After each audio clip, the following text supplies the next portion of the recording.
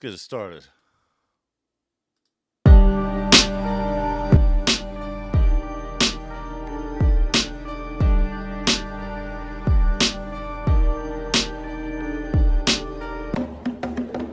champ is here! The champ is here! The champ is here! The champ is here! The champ is here. Now, what am I doing with an MPC 3000?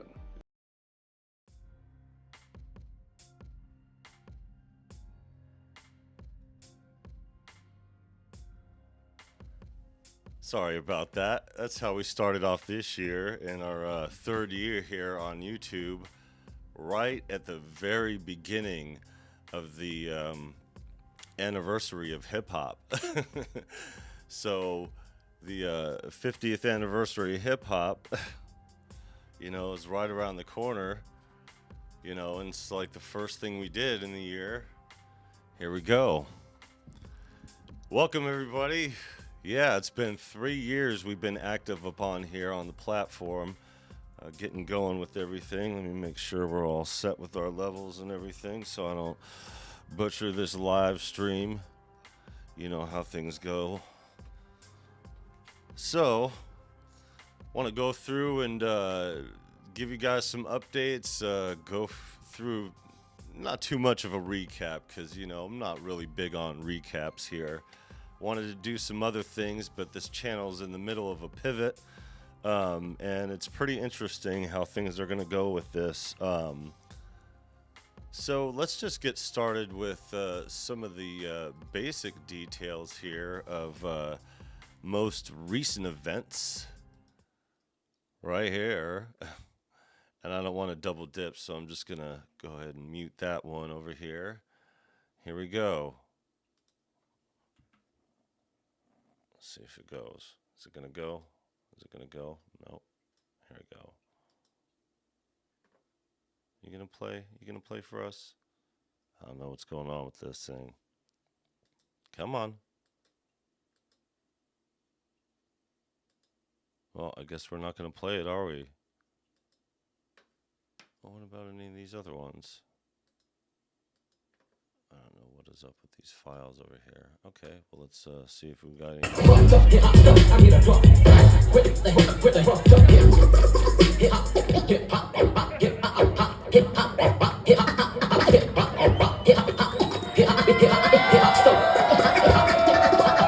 those who didn't see my short posted up, just a little clip like a minute of Cuba going through a set.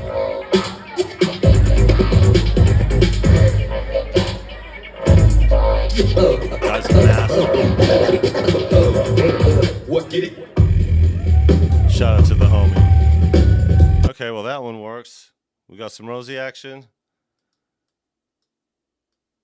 I wonder why I don't like Rosie. Why I don't like Rosie? I don't know why this file don't like Rosie. Sorry, Rosie. So let's see if it likes this guy here. This was the opener over here, and I didn't know there were any openers besides just abilities and DJ Qbert on here. So it's the MC from Eugene, Oregon. It's pretty dope. It came through with his MPC, just started playing beats, going through it. And yeah, it's pretty dope. Pretty dope stuff. And yeah, I ran into him and I told him about my plans over here with the old hippity hop, and we might collab. Dude's dope. I didn't get much video of him. I just caught it in passing because it was pretty early on that he got to play. Guy's name's KI Designs. I found him on Instagram.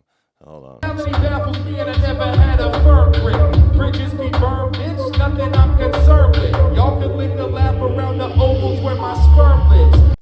So he reminds me, his style reminds me a lot of Curtis King mixed with like Slug from Atmosphere. A lot of his stuff, it's good. It's good. It's kind of what I'm looking for as far as the elements needed for this Hip Hop Undead album. So, like I said, I'm not just doing this for me. as far as the collaborative effort goes. You know, I'm looking to do a more collaborative effort. And then this is DJ Wicked one, I think, and he was pretty decent. Did this one too. So it started packing up right around here, you know, probably about a half hour. So we'll probably get copyright, whatever, but it doesn't matter. We're just having fun over here. As long as we don't get pulled, we'll be good. So, and this is DJ Abilities over here. You know, he had a pretty wicked set. He did a lot of unique stuff that was really cool. See if we can catch some of his tricks over here.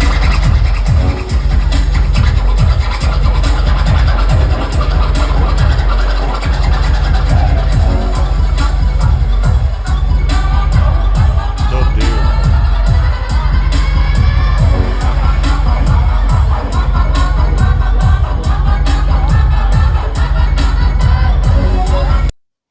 He also did this other. He played a few rock joints that, you know, kind of typical to catch the crowd or whatever. But he did this one. I sent my wife because she's a Metallica freak or whatever. I'll probably get dinged on the hard one for this one. Oh, it ain't gonna let me play it. So Rosie and Metallica get clipped from it. Let's see if I can gather any more. I'll find it in my load of clips over here. You know, I wonder why it's not playing that one. That's crazy. Come on. No? You're not going to do it? Okay. Well, we'll see. But yeah, headliner, obviously, the homie Cubert, you know, he started off real strong or whatever. You know, I played that other bit. You know, he's just masterful dude. You know, always been that way for a long time, you know.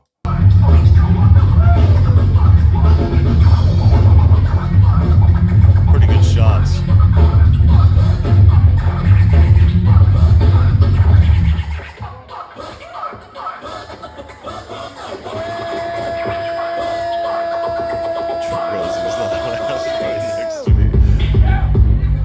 Essentially running like right into my camera. It's like I have my thing up or whatever. It's like, yo,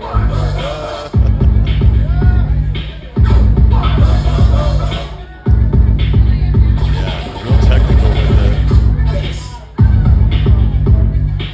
Man, yeah, Cubert's been doing it for a really long time. He's actually popping up here on YouTube. You know, you guys should go subscribe to him. I did after this. I was like, yo, looking at his thing, I was like, oh, damn, bro, I'm over YouTube. Like, all right, cool. Effortlessly masterful is how I titled my short.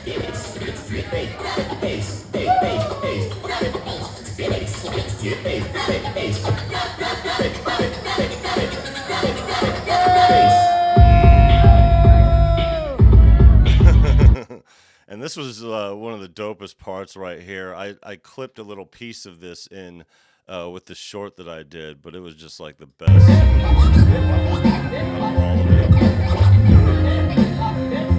Hip hop. Talk that hip hop bullshit.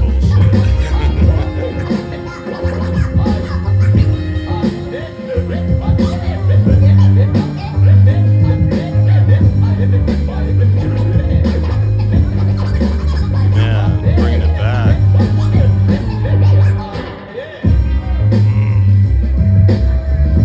Dope stuff. Let me see if I could grab it out of the file already, because I had a whole bunch of them.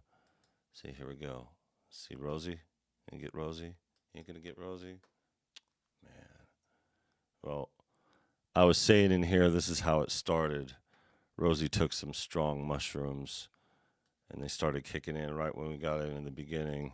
I do have some pictures over here. See, I don't think I have them. I think I forgot to get them over. But the other thing, oh, this isn't it. That's the three birthday candle cake that I just got done doing. What do we got over here? The park. Yesterday, or was that yesterday? That was the day before, right? Yeah, it was the day before. So let me open all these. See if it'll let me do it. It's just really dope stuff. Yeah, open them. Don't spread it around like everything else. Let's see.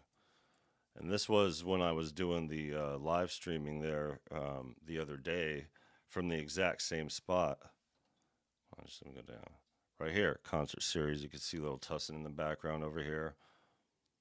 There we go. Setup. Now, the contrast here, totally empty, you know, what we're used to, little Tussinn playing on the things, and then full. Andy Stokes, out of all people, like right then and there, like, holy crap, like what a treat to find out that just through our little adventuring over here that it was going to be, you know, somebody who's legendary and just really good. And I've never seen so many people grouped up in one spot in this little town. And it was just really dope to have this all set up. I thought I was going to come through earlier doing sound check just to show you guys the main stage.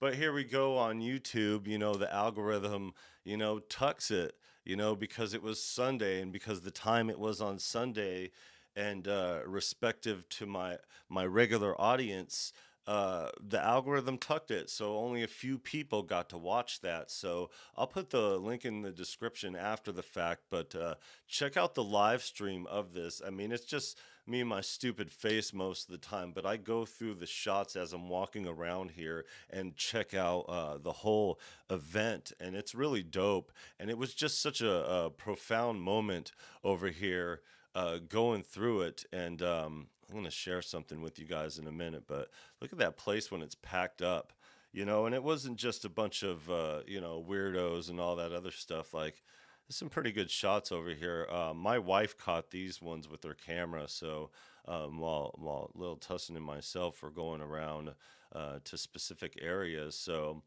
yeah, you know, and I'll get into it in a minute, you know, the reason going through all these, but this is the town that I live in, you know what I mean? This is actually a spot that's wedged in between this town and the neighboring town that is a whole unincorporated area that they just build this. And like I said during my live stream, we watched this place be built, you know, like literally as they were building it, because they opened up sections of the park, you know, in the playground they started with, and they were putting pieces in one bit at a time. And we were going there from the time that little Tussinn was, you know, just a wee Tussinn, you know, when he was real little and everything. And yeah, it was just, it was real solid over here. And I do have a couple little clips. They are a bit shaky, but so those over there, those are the, I think that's the hotel, and the condos are right next door. But they just built those too recently, you know, right next to it. You know, pretty dope spot. And we just got this Raising Cane's installed at our town. So I was like, ooh, catch a picture of that. I'll show these motherfuckers. Yo, we got Raising Cane's up in this bitch. Y'all don't care. So let me see if I could get some of these. You know, and they're not the best quality, and some of them are going to be tilted sideways, but you guys could hear what we've been doing, and I'll show you guys in a second. That's a little Tussinn play. So this is the little playground over here. Wish I could just crop it over here and rotate it. So look sideways, guys. So somebody broke one of them off. I wanted to do a whole thing where I was, you know, kind of doing this in the morning before the kids showed up and everything. The algorithm's gonna tuck my thing just for that reason. Okay, what do we got here? Pretty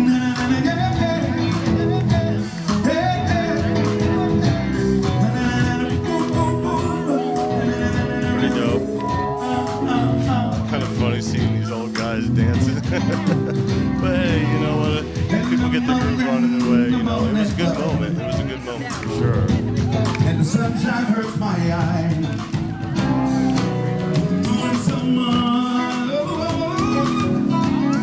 Dope stuff.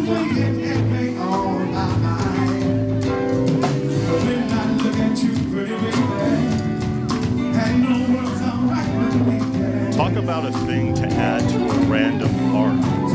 Just be like, oh, yo, we're gonna do this amphitheater in here, you know, and go with it, you know, in the crowd.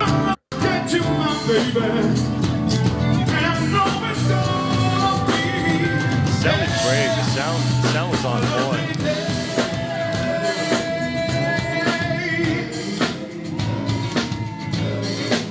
I got another piece of that. It's actually tilted the right way. My bad, y'all. I didn't have time to go through it Yeah, my wife captured those with her video camera, so it's not even.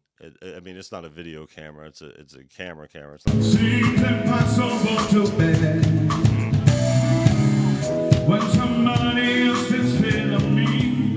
So there's a part of it that I wanted to play just for you guys, so you guys could. Okay,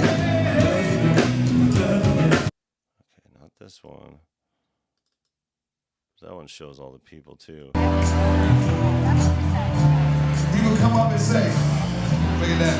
Right here, this part right here. It's too late to turn back now. What'd you say?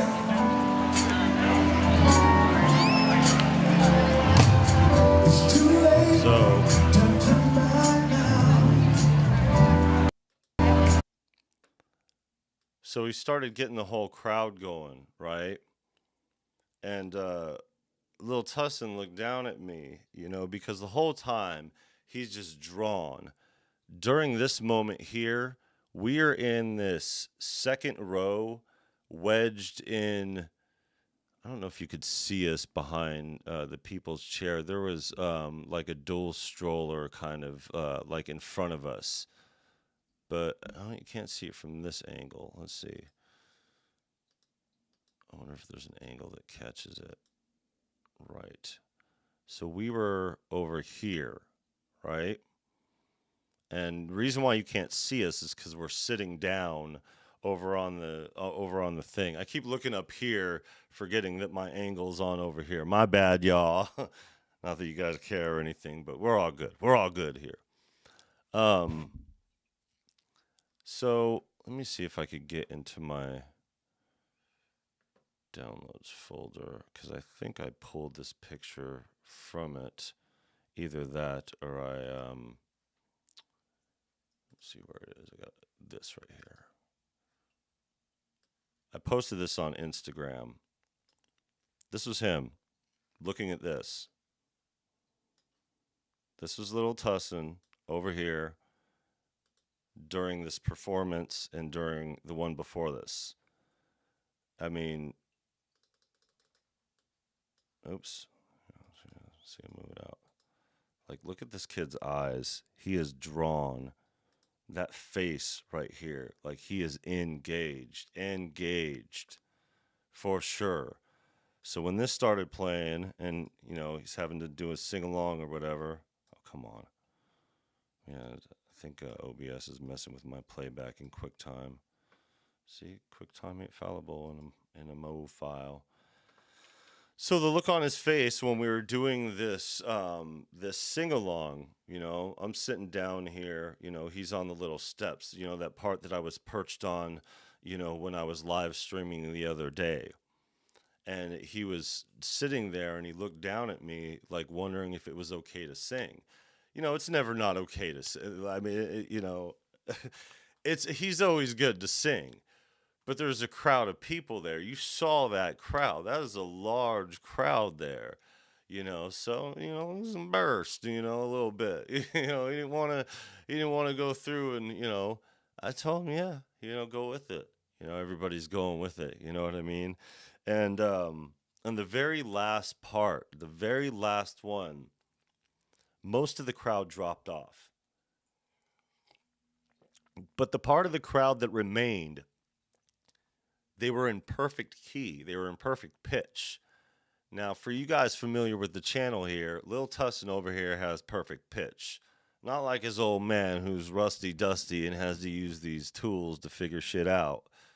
Lil Tussinn's already got it figured out, because he doesn't have this whole lifestyle that is, shut down the abilities, I mean, mine's largely self-inflicted, so don't get it twisted here. I take responsibility, folks. But this is the first time he's genuinely been in front of live music like this, like a full band with a large crowd around, and it was just so awe-inspiring for him. I was crying, I'd tearing up, and going through it, and singing along with them. And that last part where the only people that remained singing along to the song were in perfect pitch. They dropped the beat in throughout the midpoint of it.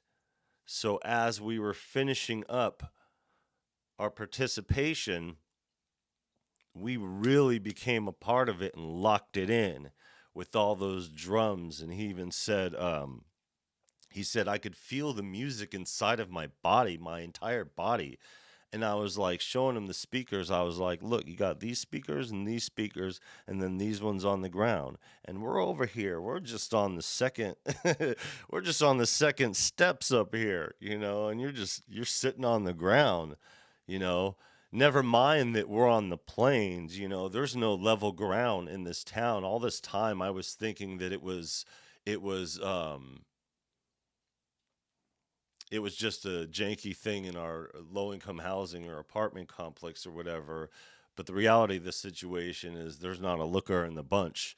On Fourth Plane and on Mill Plane, they're planes, and not meant to be, they just build on top of the stuff, you know what I mean? So, yeah, so that's interesting. And it was such a profound moment. We're gonna keep doing it, guys. We're just gonna keep doing it here, and that is the perfect segue into the thing here. Let me get going. So here's the next thing, and I've been talking about this for a little bit, but let me see if I can get all the way in here so you guys could get the whole view. Okay, this is the waterfront that I've been talking about. They spent some years working on it. That bridge in the back, that is I-5. And I-5 is getting ready to be replaced. Finally, thanks to this infrastructure bill that happened, people may not see the differences in it in their communities, but there has been a long time coming, working over the negotiations of building the 5, and in the end, all the back and forth. It's difficult to have a multi-state agency negotiation when you're talking about the difference between Oregon State and Washington State. And in the end, all the back and forth, we thought we were going to get one, and then it all collapsed, no pun intended.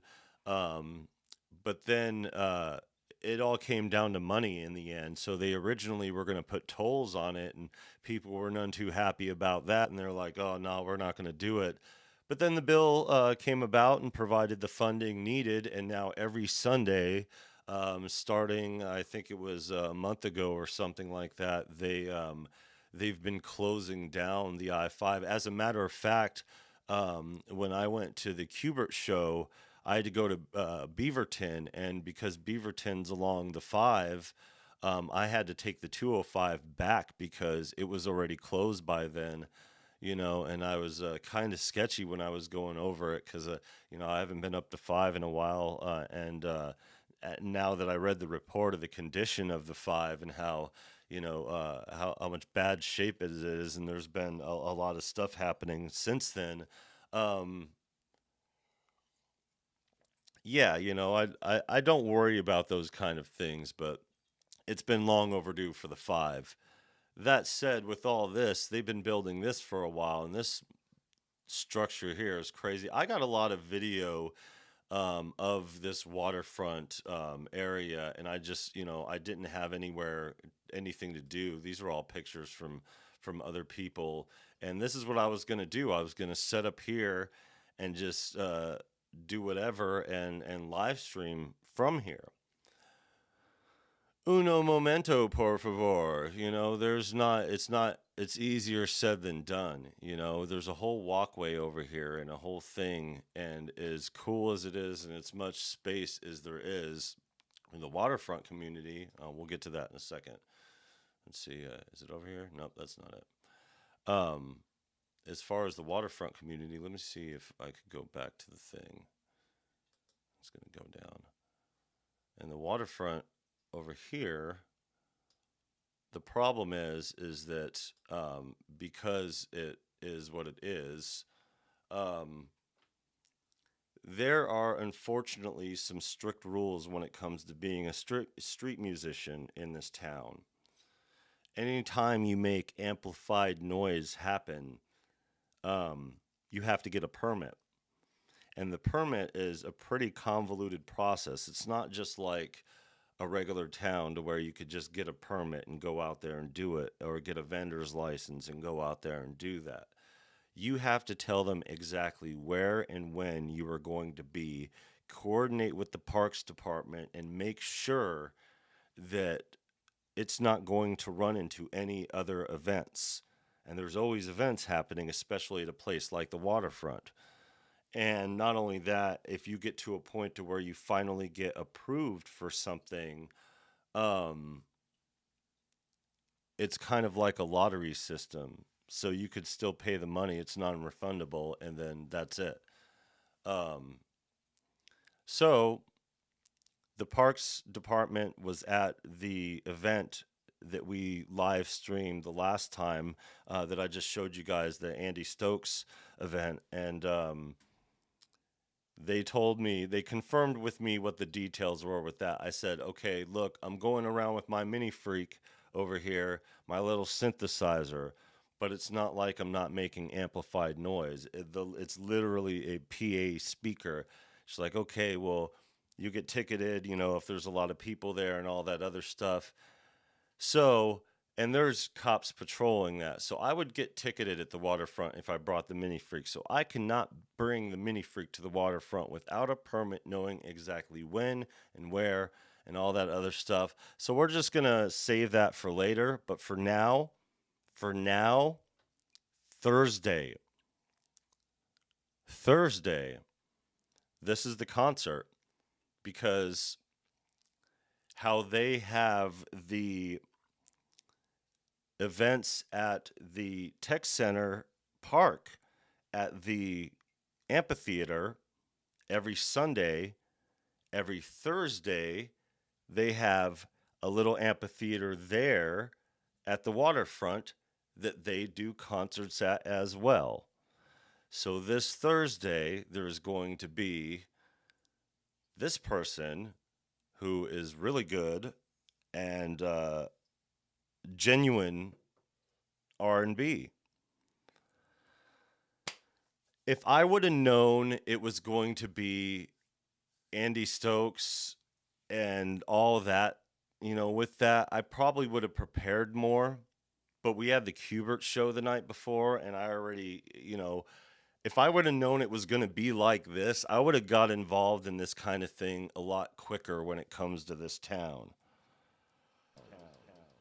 Carbon vibes. Welcome, my friend. 3 years. My bad. Didn't mean to blow out y'all guys. Anyways, so we're doing this Thursday. That's the next thing. I didn't really expect to take this kind of pivot with the channel. I'm working hard on this hip-hop album, and we'll get to that in a minute here. But this is what we're doing here. The concert series every Sunday, and these are every Thursday at the waterfront. So you guys will see the waterfront. I'll live stream from there. And yeah, the event. Pretty dope. Check this out, though. The first annual Arts and Music Festival this weekend. So not only are they doing the concert series with some really good music, I did not expect that at all, and the waterfront with genuine R&B artists. And here we go. Cost to attend, $0. I wasn't going to go to this. I looked this up. I wasn't going to go to this. I really wasn't. I wasn't going to do it. Davey, the hot monster.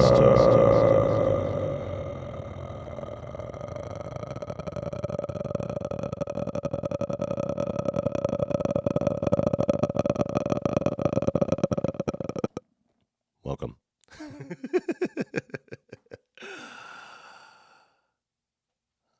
So here we go. All weekend this weekend. At the very park that my wife and I got married at.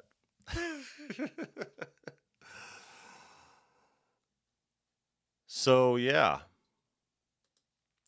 Festival map. Here we go. Guess nothing. 3 outdoor stages. So, what we're going to do here, I mean, it doesn't look like they got much. This is the first year. I'm trying to cut them a little slack and be open-minded with it. You know, they have the whole schedule of events going on here and everything. You got some cool sponsors, all local stuff. Yeah. So yeah, you know, they're really giving it an honest shot here. Oh, and they have pivoted the farmers market. Traditionally during the summer and spring months, they do farmers market every Sunday. Now they said I could do the street performing at the farmers market because they have a blanket license for sound, so anybody could set up a street performing. I just need to coordinate with the people who run the farmers market. So that's something. So this weekend, we're gonna go to this. I'm gonna check it out. I'm gonna talk to the event coordinators and see what's going on. I'm gonna catch some of the stuff here, and you know, like I said, I'm gonna try to keep an open mind about it. You know, like I said, this is the first annual. They're really giving it an honest shot in this town. But you know what's missing out of all this? Synthesizers. Synthesizers. And some hip hop. I told the lady at the parks department, you know, I was like, I'm trying to bring some hip hop to this town. Yeah, yeah. Yeah, it's cool. There's a lot of native culture here. I learned about the history during writing the book. And I'll get into that some other time, not during this stream. So, this is the other thing we're doing here. This place. This is another local place. This is actually really close to the Columbia Tech Center. I wanted to do this week, but got a little hemmed up with stuff, and yeah, you guys will see why in a bit. But they have a little spot here, and let's see if I could see. Is there a let's see what the instrument. I wonder if they have their stuff listed here, because they do mostly like band stuff, but they also do. I don't want a reading session.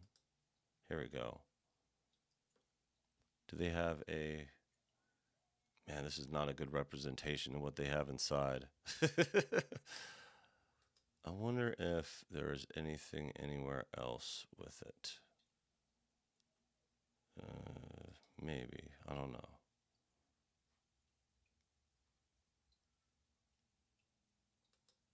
Maybe on the vintage keyboard side of things.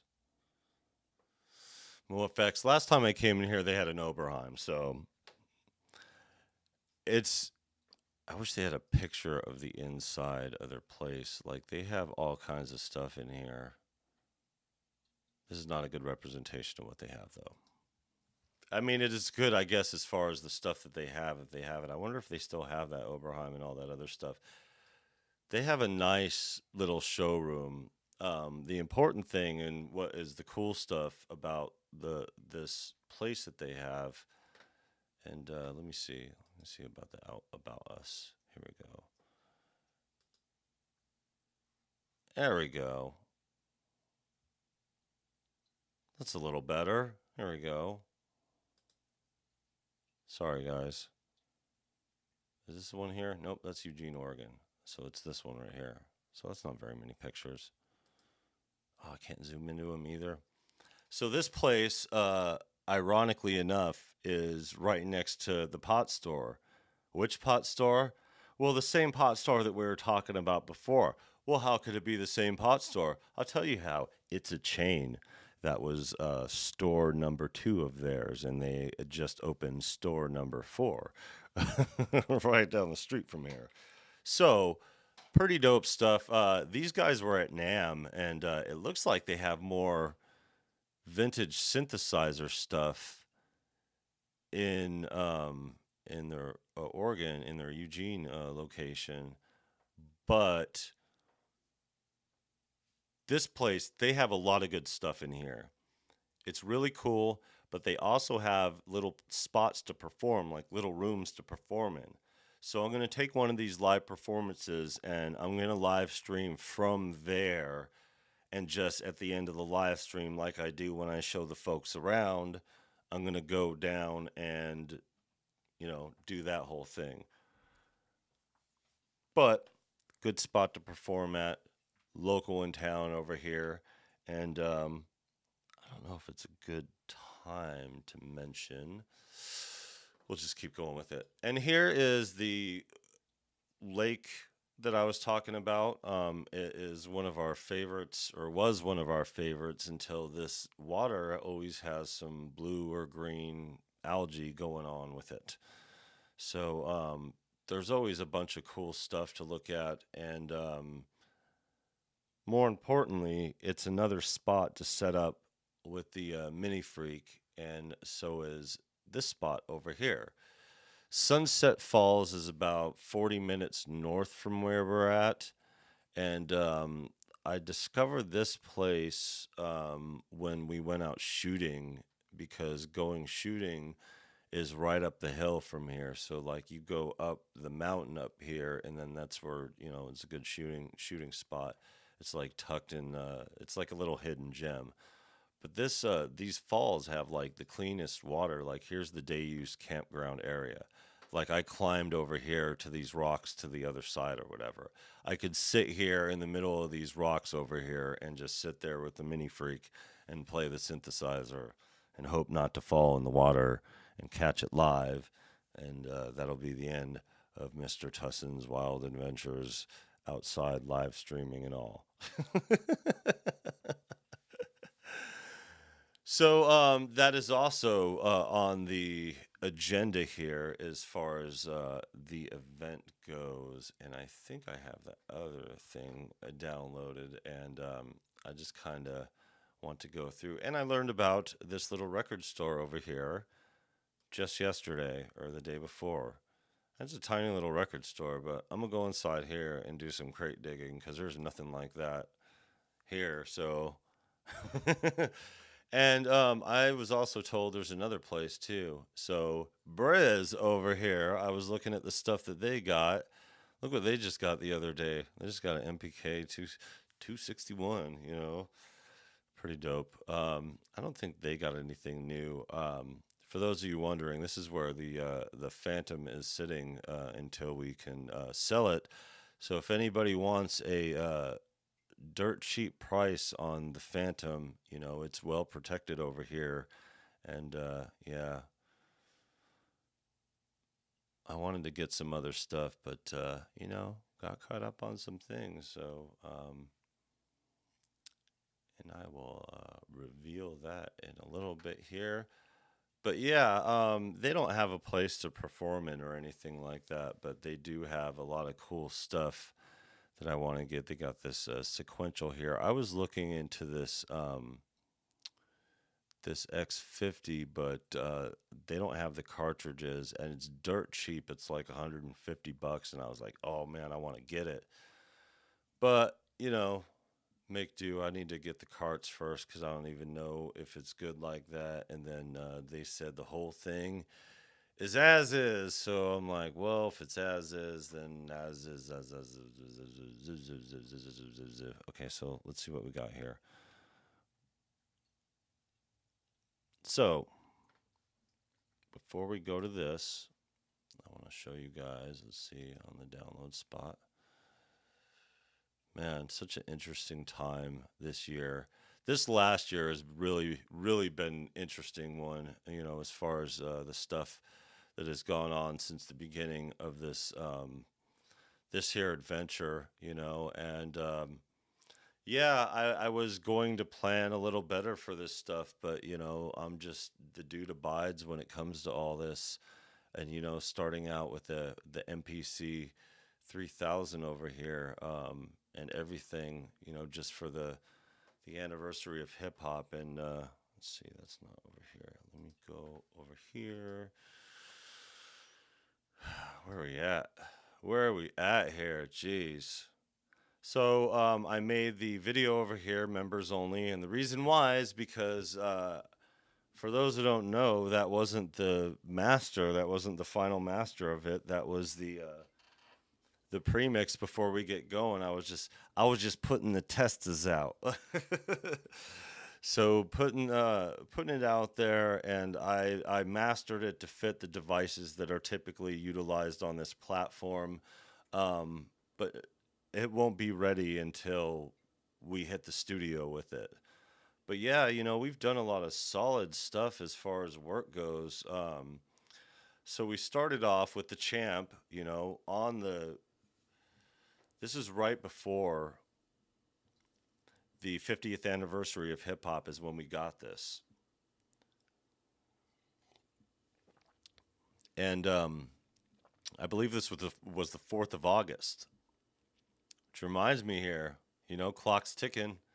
And I was talking about, you know, FedEx ruining the package, you know, over here. And yeah, Venus Theory had his little thing with YouTube over here. We got rid of Studio One Plus and all of our subscriptions, and started using Reaper for a minute. I got going on this hip hop is dying conversation, and boy, that was a struggle doing that video. And it wasn't hard to do as far as the content went and the stuff that we were doing here. It was just the algorithm, but more importantly, a lot of the stuff within it got sent back and restricted, so I had to keep re-editing it.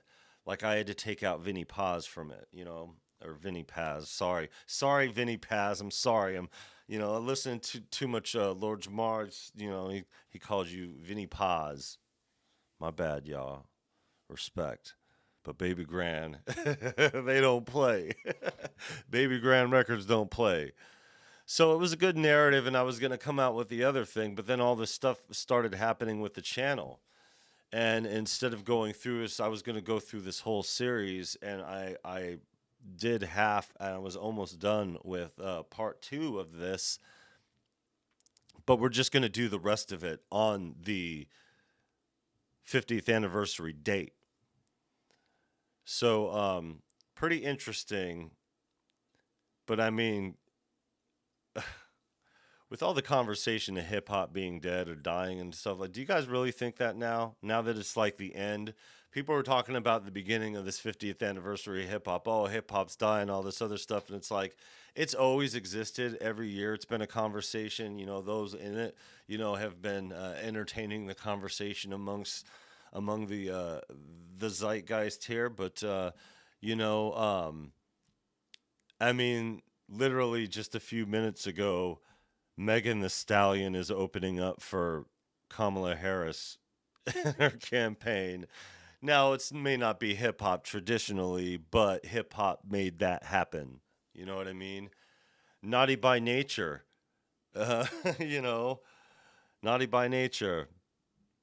You know, man. The most recent Walmart commercial. The back to school commercial. Here we go. Now holla if you hear me go. Get that summertime song. Come feel me flow. Yo. Hip hop's dead, huh? Man, fuck out of here. Simplant came out. Current came out. You know, a lot of interesting stuff happened. Current being out was a turning point for the channel. And how it was a turning point, even though Venus Theory was the first, you know, Cameron was the first to give us an affiliated link and reach out to us and be like, hey, I like that you did whatever, you know, and that you enjoy it.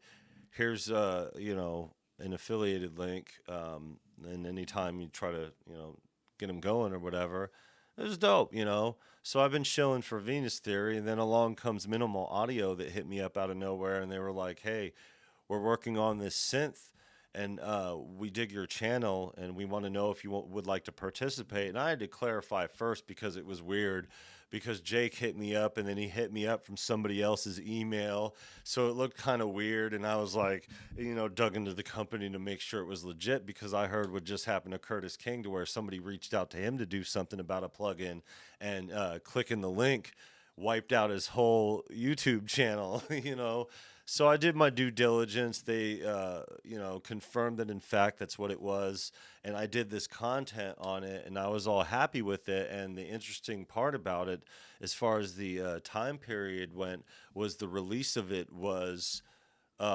between my wife's birthday, our anniversary, which is, it's October 10th, 11th, and then the 12th is my birthday. So we have that sequence of events. Like we got together on October 11th, even though we met, before then, you know, that's when like we were officially, dating, our first official date, which was really just her coming with me to the Tech Nine show when I was opening up.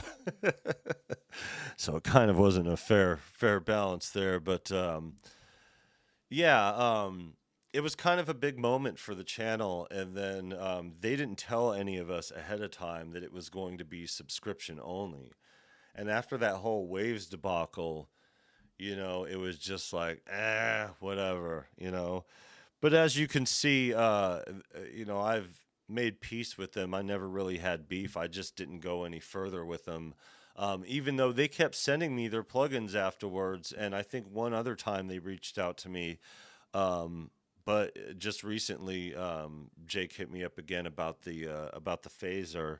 So I was like, yeah, sure, what the hell? We're getting into more audio production proclivities over here. So yeah, so we did it up, and then we did this Spotify video, because not only after all this time of back and forth with Ben Jordan and his content with Spotify, a lot of changes have been going on with the just the overall fuckery that have been going on with Spotify. So it went from here in the video, and then was gonna pull it all down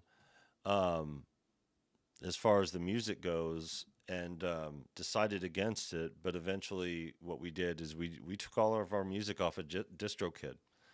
So all of the music, all the Viral Beats music, the 5 albums that we made here on the channel, with the Phantom mostly, as you guys could tell from the video that I posted up with those songs, those are all songs we did through the course of the channel. So it's not accident that those were posted up right at the point of the 3-year anniversary of this channel,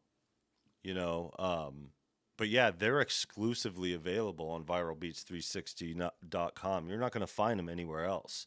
Everything you hear on YouTube over here, you're only going to hear getting it directly, whether it be through YouTube, whether it be through the website, or whether it be through direct. I'm out there, you know what I mean? And I'm going to be out there a lot more once this album is finished. So it was at the point of the 50th anniversary of hip hop that we decided to pivot towards developing and producing this Hip Hop Undead album. We didn't have it in mind to finish it up by the 50th anniversary being over with. It was just, the intention here is to make a classic hip hop album, no matter how long it takes, no matter how much money it costs, how much shilling it's going to take to get it done, or whatever, or how many people I need to get going and collaborating with on it. It's not just me. It's not just me and my beats and my music and my stuff. Like I was saying earlier, I want to get KI Designs on it, because he's a good artist. And he mentioned something during the show that he's been flowing since he was 15, and I think he said he's 35 now. So 13 and 40, turning 43 here. So like it's kind of, you're cut from a specific cloth, you know what I mean, and you do things a certain way. I want to get people that are cut from that cloth and that are really have their heart into it. Hip hop is dying, conversation be damned, because that's the whole purpose of all this, the whole thing. Yeah, not famous enough. Yeah, none of us are really. You know what I mean? And that's when it comes down to it. You know what I mean? This world here in YouTube, it's worse than the music industry as far as the numbers and the way that the suppression algorithms are real. Like if I would have done this live stream 3 hours earlier, the algorithm would push it, but it doesn't. It's all up to the people who watch it here to like and engage. So whatever comments that are made afterwards, whatever likes go up, whatever subscribes happen, even the dislikes, that will determine whether or not the algorithm picks up this live stream and pushes it out, even to my own audience. So once I discovered a lot about the suppression algorithms and the fact that no matter how hard I work on something, they won't mess with it. I mean, look at this pathetic shit, you know what I mean? It's not because my audience is small, it's too small here. 37 views, and that's when a legendary performer was right behind me and all this stuff was being set up, but yet walking around like an asshole downtown doing jack shit, is, produced. And it's just because the time of day, and because I did this on a Sunday and I did this on Thursday, and I did this during the day in the afternoon, like 3 o'clock in the afternoon. It's a lot different. And because the format is top facing or whatever, it's a lot different. I'm not complaining here. It's just, I didn't think, my bad here. I didn't think that YouTube was like this when I hopped on. So we got the Spotify thing that happened over here. And this is around the time that we got rid of our Sonic Pass with UVI. And we explored, paid for Neon. That was another thing too. Shout out to Lunacy Audio too, because they hit me up at one time, thanks to Oscar Slap and his involvement. And they gave me some of their expansions, and it was cool that they reached out to me like that. I actually hit them up about doing an expansion when I've been doing the Tussinn pack, and I want to do that on a more official capacity, and they don't have the time for it now. And I don't even think I sent that email. I think it's sitting in my drafts folder. So yeah, the last one over here, there was the Venus Theory / Cameron came out with the UVI free instrument, because you guys hear him all over, all up in the videos, with UVI, because he's quite UVI. He's their spokesperson. And with that, he was giving out a bunch of free stuff during this time, and he made this for free, and UVI made this for free, and it was dope. It was really dope. And then it was after this was the last one. And then the Aurora beat, the one that is in the intro, not this one here for this particular moment, but the one here, and the beat behind Think is made all on the Aurora. And the UVI Aurora was the very last time that I used UVI until this most recent time. And then we got, the beat over here. I'm just going to play this because I really love this beat. And I love this. Oh, man, Hoist by my own petard. Look at that. I got to watch my own advertising live. This is how they get us. You know what kind of cut I get off of this advertising? Not nothing. I got to play a commercial on my own channel for you guys. I really like this beat, and it's going on the Hip Hop Undead album. It was made with the EAC drums, and just that and UVI synth, as it says here. But a lot of these clips are from Arizona. A lot of them are from Glendale, Arizona, to be specific. Some of them are downtown on 3rd and Jackson. But yeah, AZ does it up when it comes to hydraulics.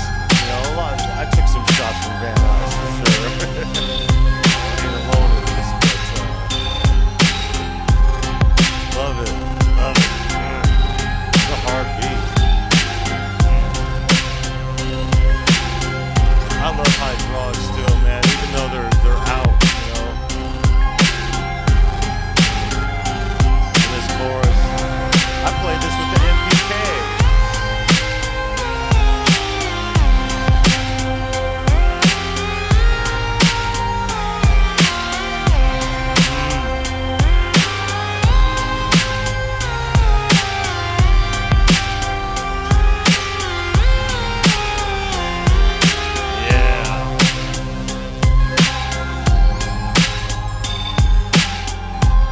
Ain't nothing wrong with getting excited about your own shit.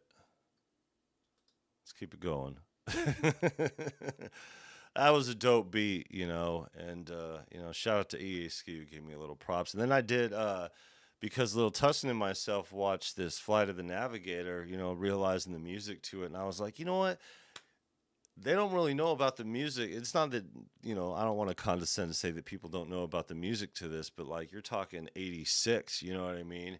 We're becoming dinosaurs up in here, you know what I mean? To where people are just learning about the stuff that was really cool when we were younger. And this is my favorite movie growing up.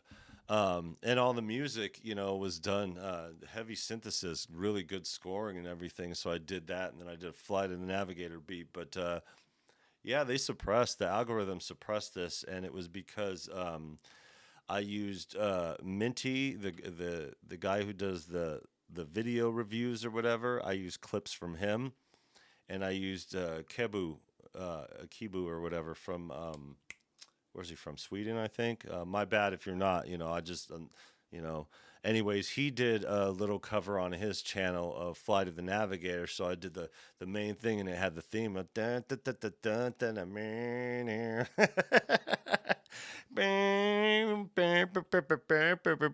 I got a little Tussinn over here. As a matter of fact, I'm gonna play just that sound Great. over here. Here we go. Entirely. I would have. As you could tell, some people really enjoy this piece of music, and now that you've heard it, it will likely get stuck in your head like it did Lil Tussinn over here.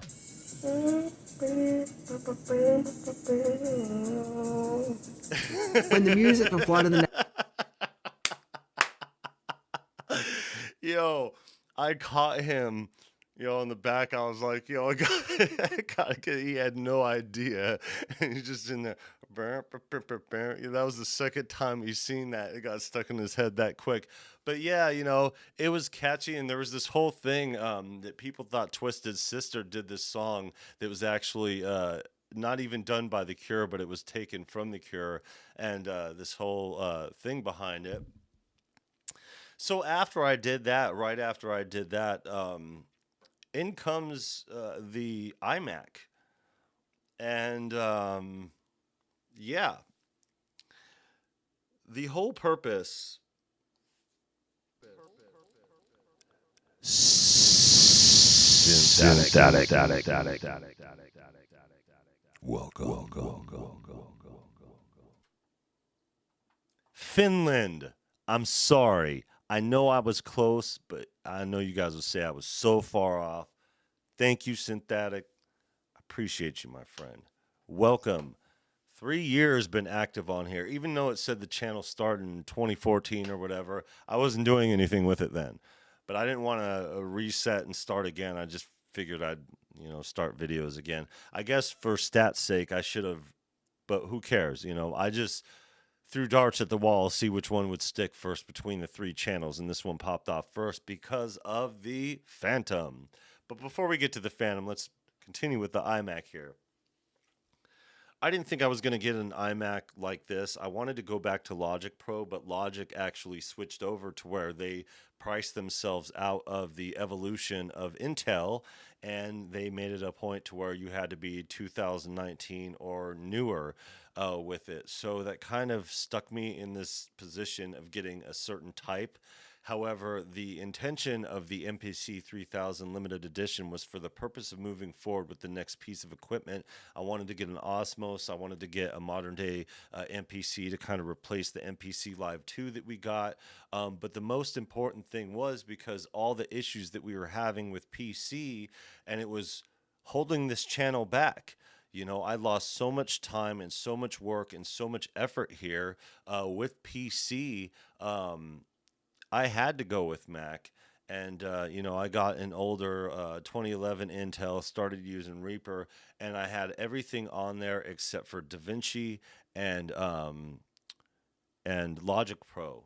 Things worked pretty well, but those 2 elements were missing, and having something new and needing something new, it just came to a point to where I ended up getting a brand new iMac that was only a few months old as far as the time it's been out. As a matter of fact, when I looked up all the videos for it, they were all done by content creators that were sent iMacs by Apple. So nobody's really done content on these iMacs since they've been out in the market. And it was, I think, the week before Apple week when they were doing the Apple convention or whatever and making all their announcements about things. So it's the first time I got something so new, but it resolved mostly all the problems when it came to things. So now everything's all easy peasy as far as getting the work done. Got Logic Pro, everything's all dope. Everything is all dope. Like it's just all like it works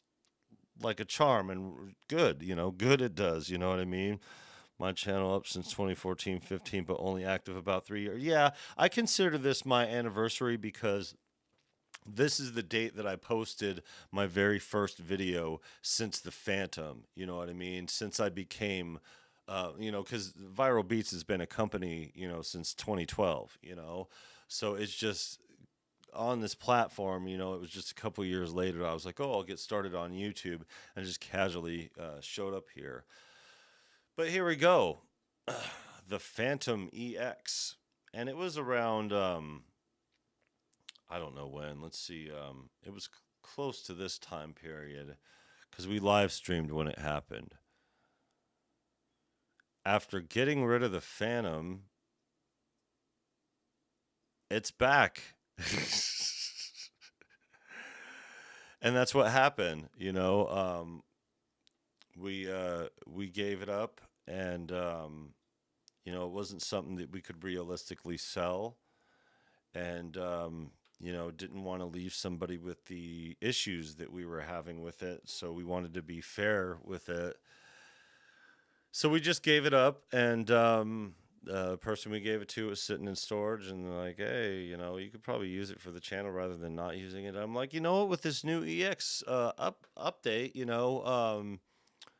maybe, I'm really interested. It looked really interesting, and it was real cool. And yeah, it's another game changer along with the whatchamacallit, the what is that? The wavetable, the enzyme. So it's a game changer for sure. Dope. Really, really good. But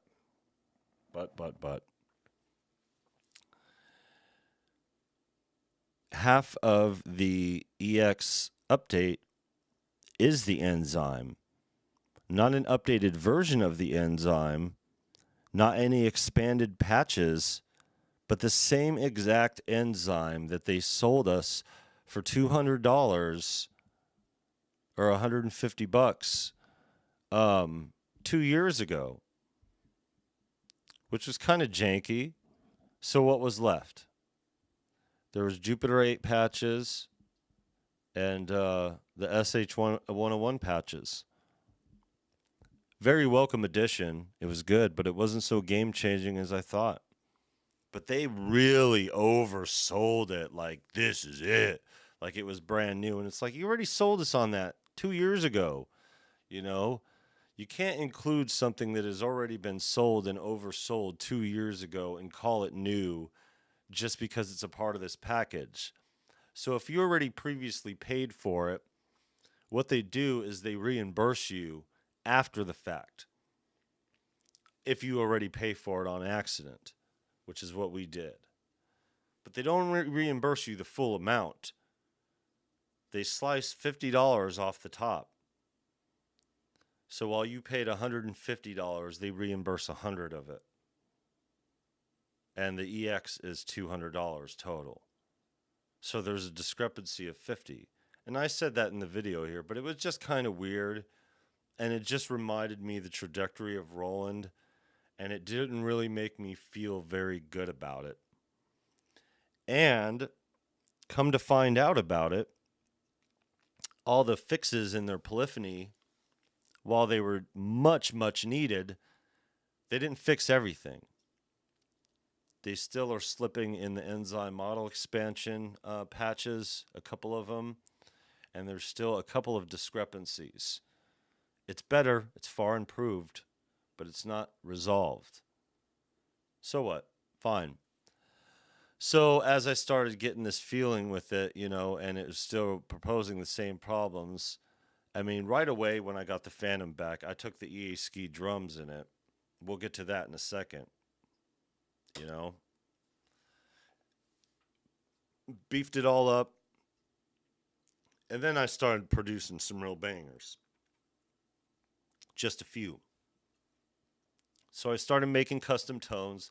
I started doing the Saturday sound design, and going through it. Yeah, we've done a lot more live streams than we've done content here, folks. That's for sure. So I was doing EX sound design and all that other good stuff. So, and then we did our sample pack, our Tussinn pack, and the link is pinned to the chat, folks, and it's only half off, for another 10 days or so. But yeah, that's the best thing that you could do to help the channel is get that pack or the instrumentals, whatever, either way, because we're still a baby channel. But we'll get to the shilling in a minute here, folks. I did this because I knew that it was going to be done with the Phantom. I was tired of the workflow issues and the fact that I was having problems with connectivity with the new Mac, because as you guys know, with the new Macs, it takes a while for the other companies and softwares or whatever to catch up. Fine, it is what it is. It's all good. Cool. But I couldn't integrate with Logic Pro, which is an element that I've never got to explore on the Phantom because I had PC during the time. But now because my Mac was too new, and then my other Mac was too old and couldn't support Logic Pro, I couldn't do it.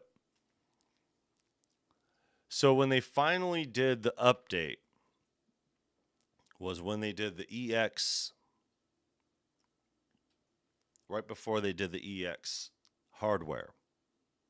Or I think it was during the same time. And it was crazy the way that it happened. Let me go to the live thing here.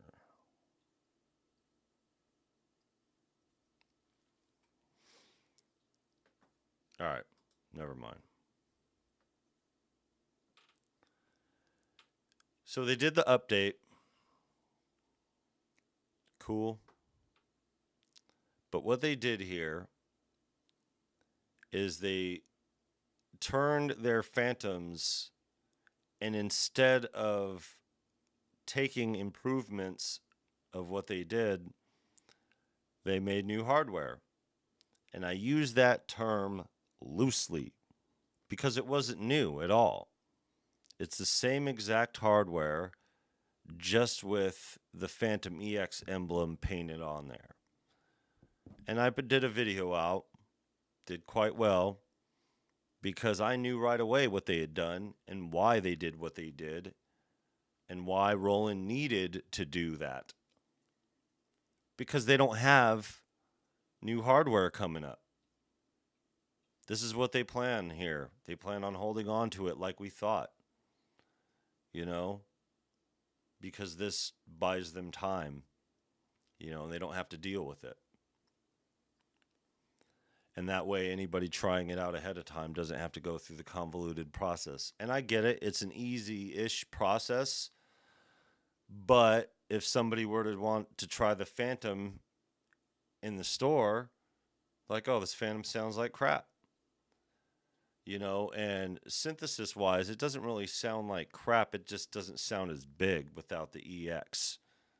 The ACB is a big deal that came with the EX, and I love it for that. But I got them all in the Tussinn pack now, so that's that.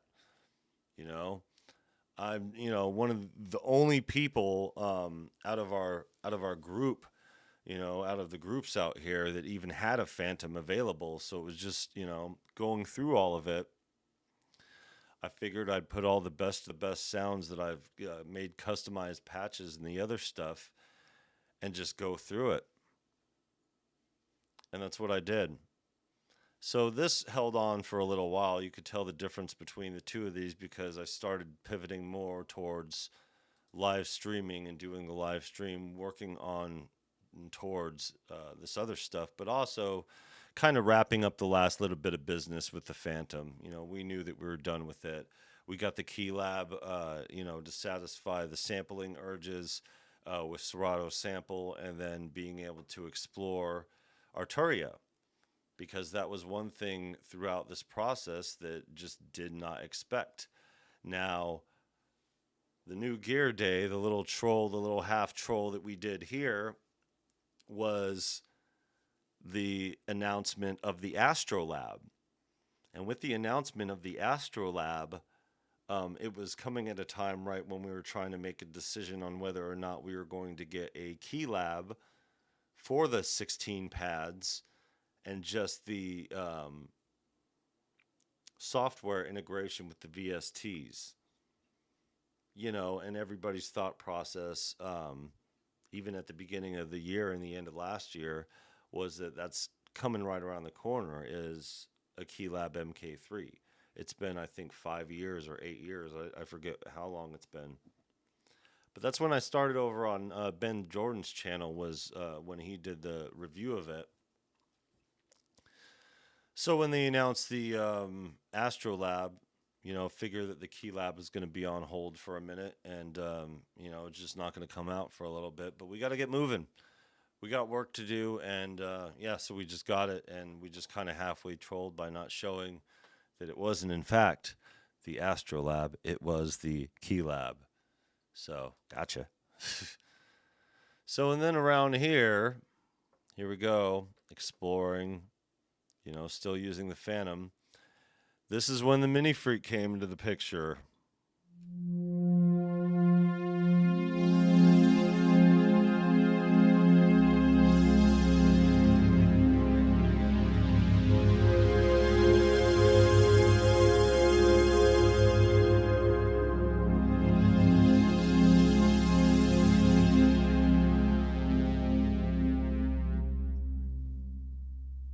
Dope stuff.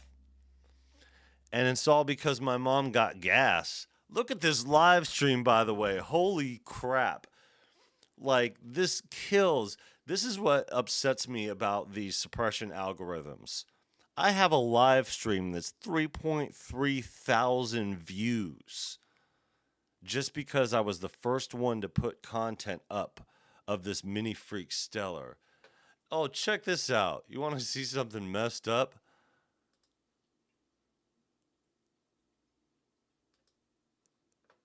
Something. Oh no, it's a live stream, right?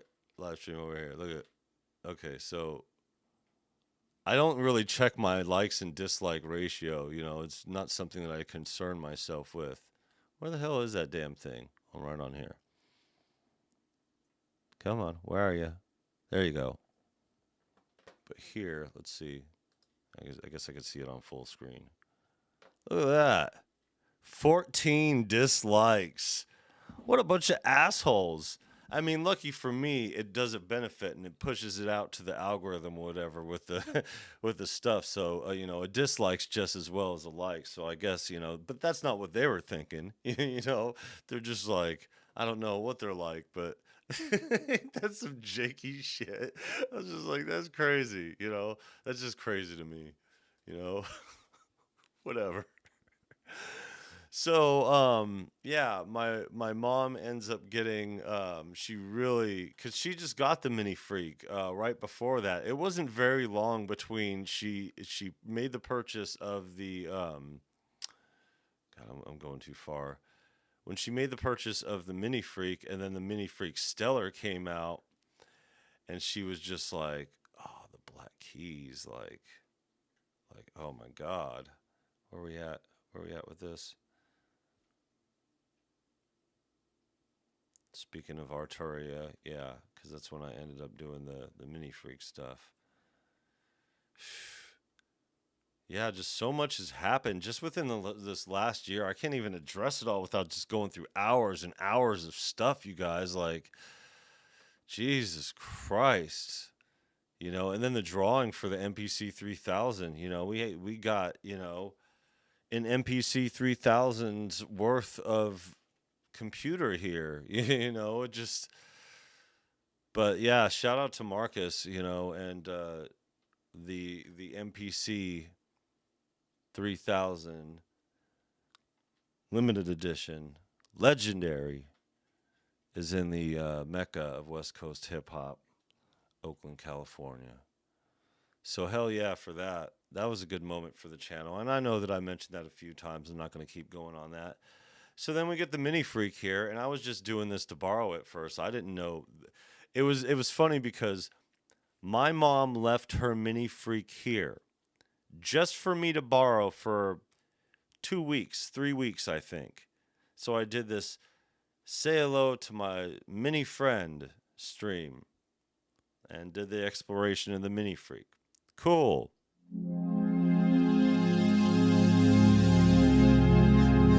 It's a dope piece. Undeniably dope. You know? I thought the mini keys were going to be a problem, but they're way more lush, especially having the sound to go with it. Dope piece of gear. But then here comes my mom. I'm over here trying Analog Lab for the first time with my new Key Lab. And then she's like, I gotta have that black on black. And you know, the black looks great. I like the black a lot more. If it were black with the white keys, it'd look a lot better. I like the Stellar Edition. I like their little fancy designs on it. And more importantly, the pack that went along with it. You know, we'll get to that too. So it's just a dope little sequence of events. You know, I knew that we were going to say goodbye to the Phantom because the Phantom just started sitting there. It just started sitting there doing nothing. I make better beats, you know, in the box. You know, as far as sound quality goes, you know, it's kind of even Steven, so it doesn't really matter. As a matter of fact, I have more cleaning up on the Phantom than I do producing within the DAW. So there's that to consider. And then, yeah, you know, it's time, you know. We've already made the 5 instrumental albums and done a lot of other projects with it. You know, it's just, and then with the Key Lab, the Mini Freak, and everything moving forward with the channel, it's just, we need to move on from it. And it's just sitting there. So, and then Cherry Audio came out with the Chroma, which is like an excellent synth to model after. So, you know, and I was kind of mentioning the fact that the Chroma from Cherry Audio has sounds in it and that digital VST that sounds so much better than a whole ton of the synthesis that is in this Phantom. And this is where I'm saying where digital VSTs give you a run for your money, you know, when you're talking about modern gear. It's not like that with all of it, you know what I mean? And I'm not saying that it's like that with most of it either. You're talking a diamond in the rough here, you know, but there are things, you know, there are synthesizers like this Myth, my bad, Myth. This is like next level. I think my trial is probably up. I may have like 10 days left on it, but like I don't want to use it to do the explorations of it anymore until I actually purchase it. You know, we just haven't had the opportune moment, you know. I mean, it's been on sale a couple times, but, you know, we got the effects collection, and that was on sale, you know. And when it comes down to all this, it's just, you know, moving towards production, everything. We're still working on this Hip Hop Undead album. That's like the priority in all this. So we did the update, but then again, you know, getting these boxes over here from the Moog, you know, I mean, Moog's not sending me this. Let's be clear. They're not sending me these boxes. My mom is buying them for her, and I'm just holding on to them for the channel and going over them. And in the meantime, found out how well the Spectravox pairs with the Mini Freak, and I really like that. But I wanted to update everybody on the channel and let everybody know what was going on because, you know, being, you know, far behind in things, seemingly because I had a whole agenda of things to do and just haven't been able to do it because everything that's been going on. But like, we don't make the rules, you know, in this life of ours when it comes to a lot of these things, you know, the plans that we make and the stuff that we do, especially when it comes to working in music. You know, the music takes you where the music takes you, and you just got to follow it, you know. And if you follow it, it may not be somewhere where you thought it was going to be musically, but it's exactly where you need to be. I didn't anticipate going through locally at a level and doing all this, but I guess this is the perfect pivot here of this whole thing. I mean, look at this here. This whole thing. Let me see where the thing is, so I could show you guys over here. And it says the thing with the subscribers here and everything. Let's do over here. Dashboard. We'll look at it. Hey, got another subscriber. Welcome, new subscriber. Appreciate you. Quite exhilarating journey. Thank you, Akira Gold, for the comment. I will do all the necessary whatnots for a response and everything like that. And yeah, one of those moments in here, you know, Akira Gold is family. You know what I mean? And you guys will never understand that at the level that I do. You know, and it's not some. I'm not being hyperbolic. You know, like literally, our families are connected. I guess I can't say literally, because literally being connected, I mean, but you could be non-physically connected. I mean, that's still a literal connection, isn't it? Deep thoughts with viral beats. Hold on, let me do it. Deep thoughts with viral beats.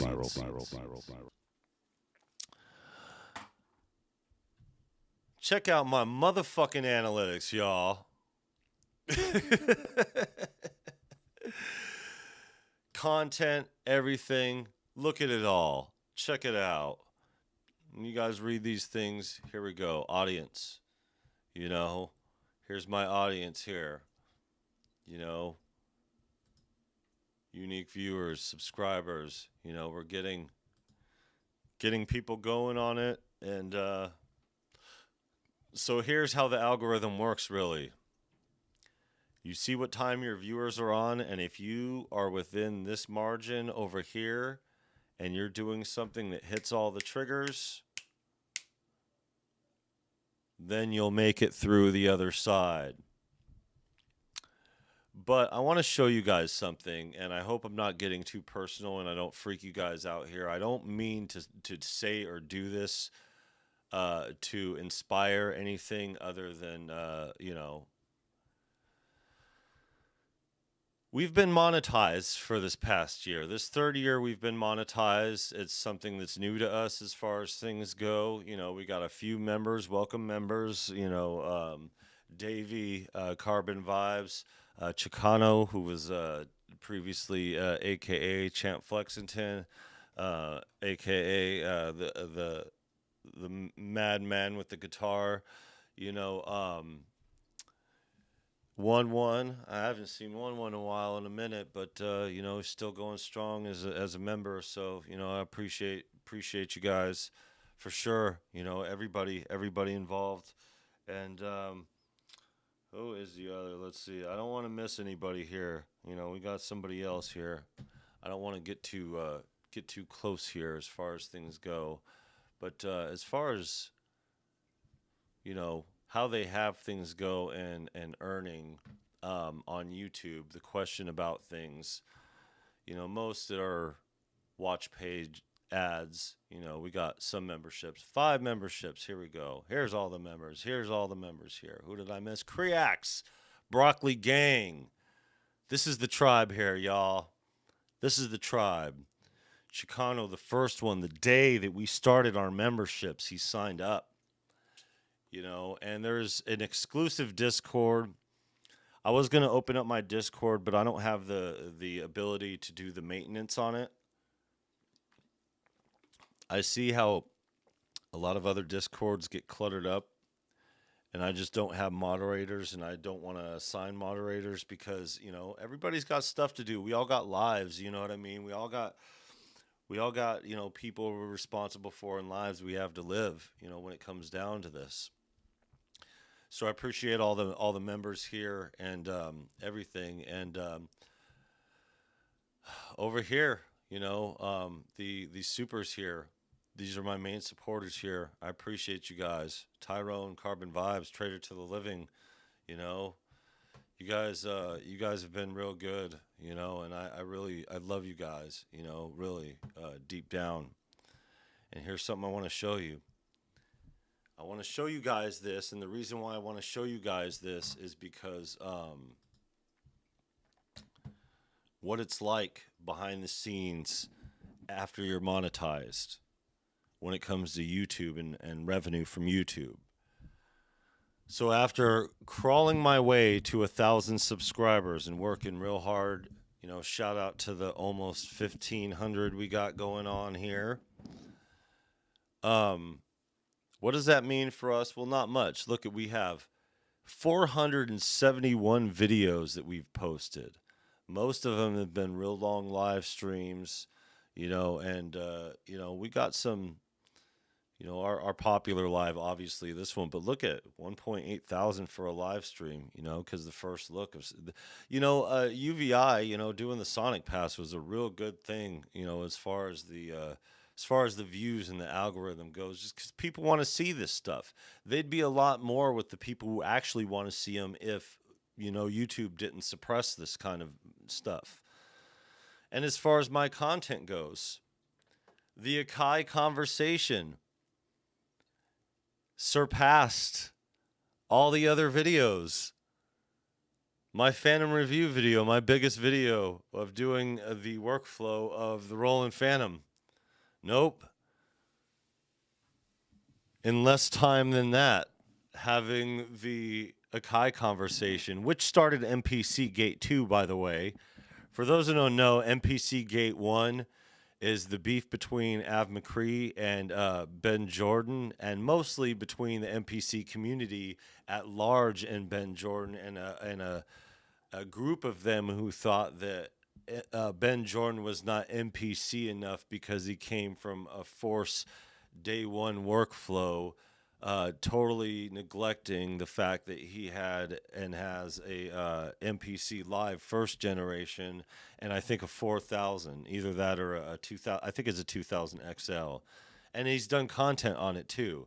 But somehow, because he's not doing NPC content when he got an NPC Key 61 and actually genuinely wanted to use it, there's a lot of controversy behind it.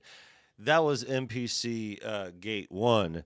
And that right there almost ended it between myself and Av McCree. And that was just because the whole thing. But, you know, I was trying to stay neutral in the whole thing, but it did kind of complicate some things. But this stuff over here on the EA ski thing, when I did this, you know, I got a lot of conversation about it because I went through Sound the doctor? conversation. Sorry about that. I don't mean to say it like that, but Jesus Christ. Hoist by my own petard again. You know, when I did this and I went through this and got a lot of comments, you know, I'm not used to this kind of activity. I haven't been used to this kind of activity before this video. So rightfully so, it's my #1 video. But I'm not making any music into it, and I'm not contributing much to it other than just kind of rationalizing, being a rational voice in between this conversation, because this is a conversation with the Akai and the converters or sound or whatever. Sonics has been something, especially with Akai and NPCs, modern day NPCs, has been in the conversation way before this happened, way before EA Ski got on here and started talking about converters. It is always something that, and it was funny because Destructo and myself were talking about it like 3 weeks before this whole thing happened. We had a long, like hours-long conversation about the Sonics of the new style NPCs, and it was actually around the time that the special edition came by, because that's when our homie Destructo, I think he finally got a new modern NPC was with that, you know. So now he's got a whole lineup of them, you know, of what he has, I believe. You know, I don't want to speak for the homie, but that's how we got on the conversation and started to talk about it. So it's something that us in the industry, you know, as producers have known about for a while, but for some reason there was a group of people that thought this conversation was something that was kind of, you know, judgy of the new modern style producers and those who use modern MPCs, and it became the conversation between the old style MPCs and the new ones.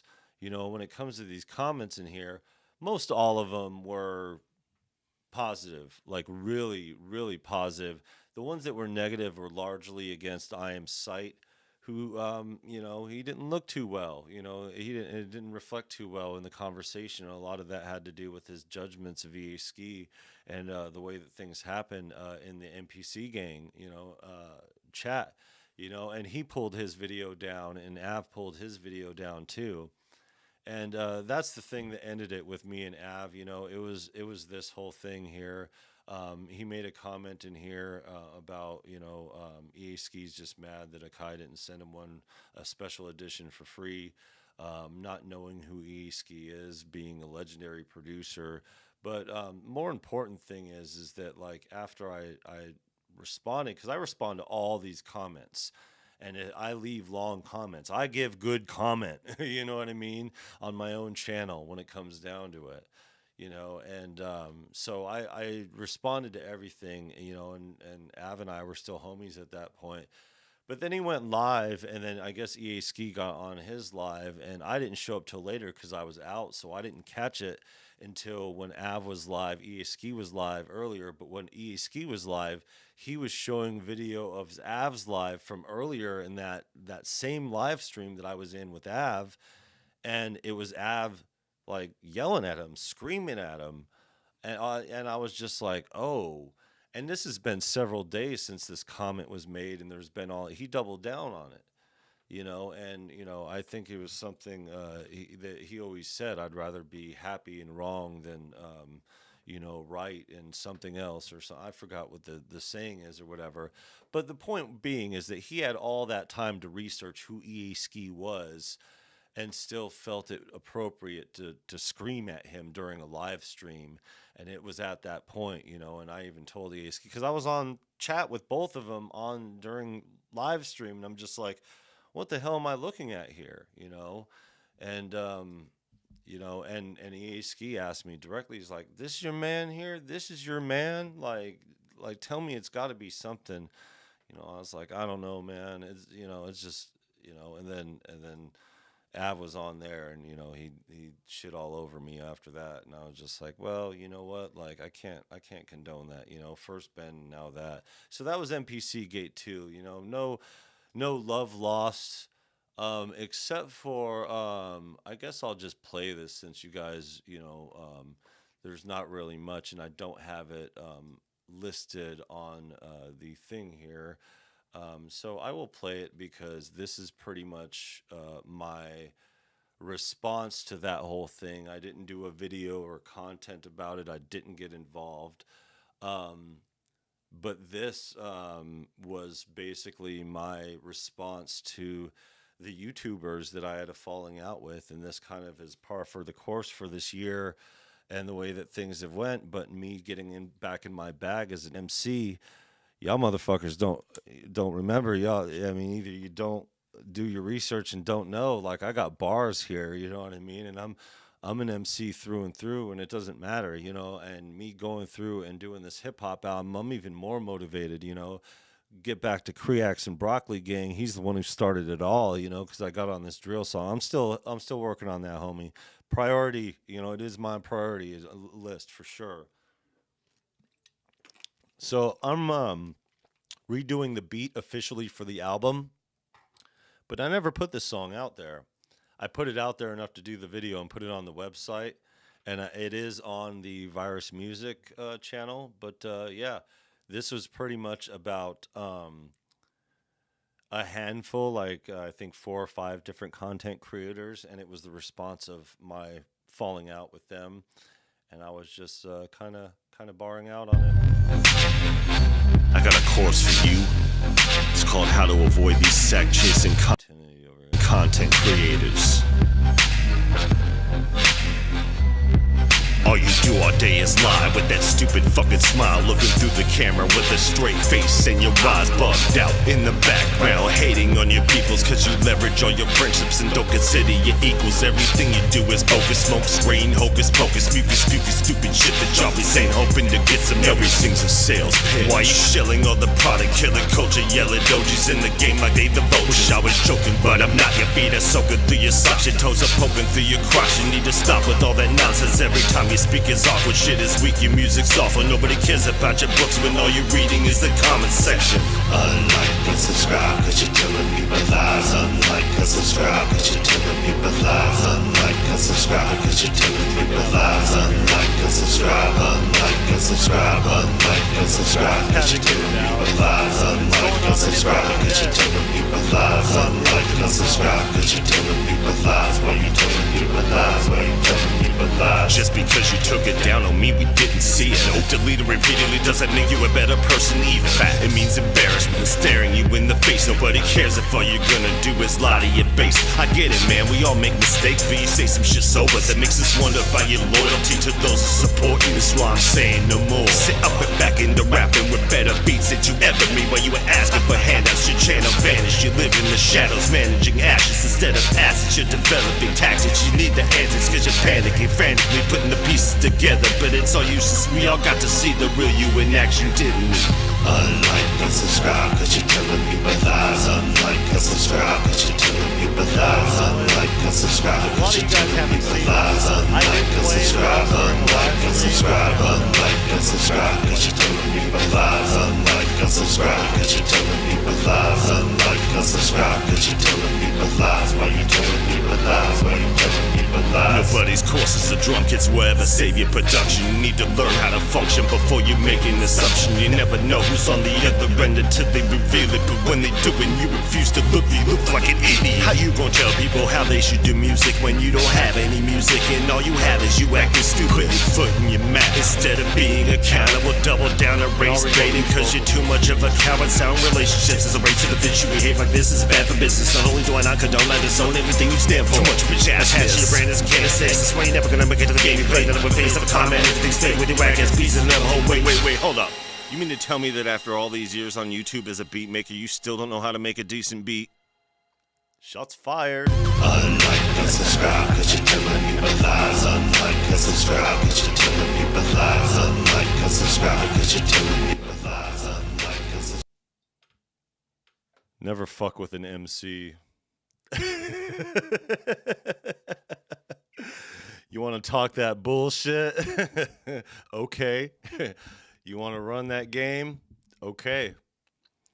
Not only will I confront it head on, but I will make it musically sound and I will leave a path of destruction behind me because I'm a Gen X MC and that's how we do it up in here. For real. So yeah, that was kind of my response to the whole drama. Obviously, you don't see me on people's channels. A lot of that has to do with that, but a lot of it doesn't, though, with other people too, because there's people that I'm not as active on their channels as I used to be just because of stuff going on with this channel. But there's a few specific, and you know who you are, and a lot of people, you know, they know too. And as a matter of fact, this video here, this song, it was more specific towards one person, one individual. And there's one little clip, one little section that reveals it all. And that's the only hint that will remain. But if you want to see it now, you got to become a member because it's not going out there until it's fully mastered and recorded in the studio and all that.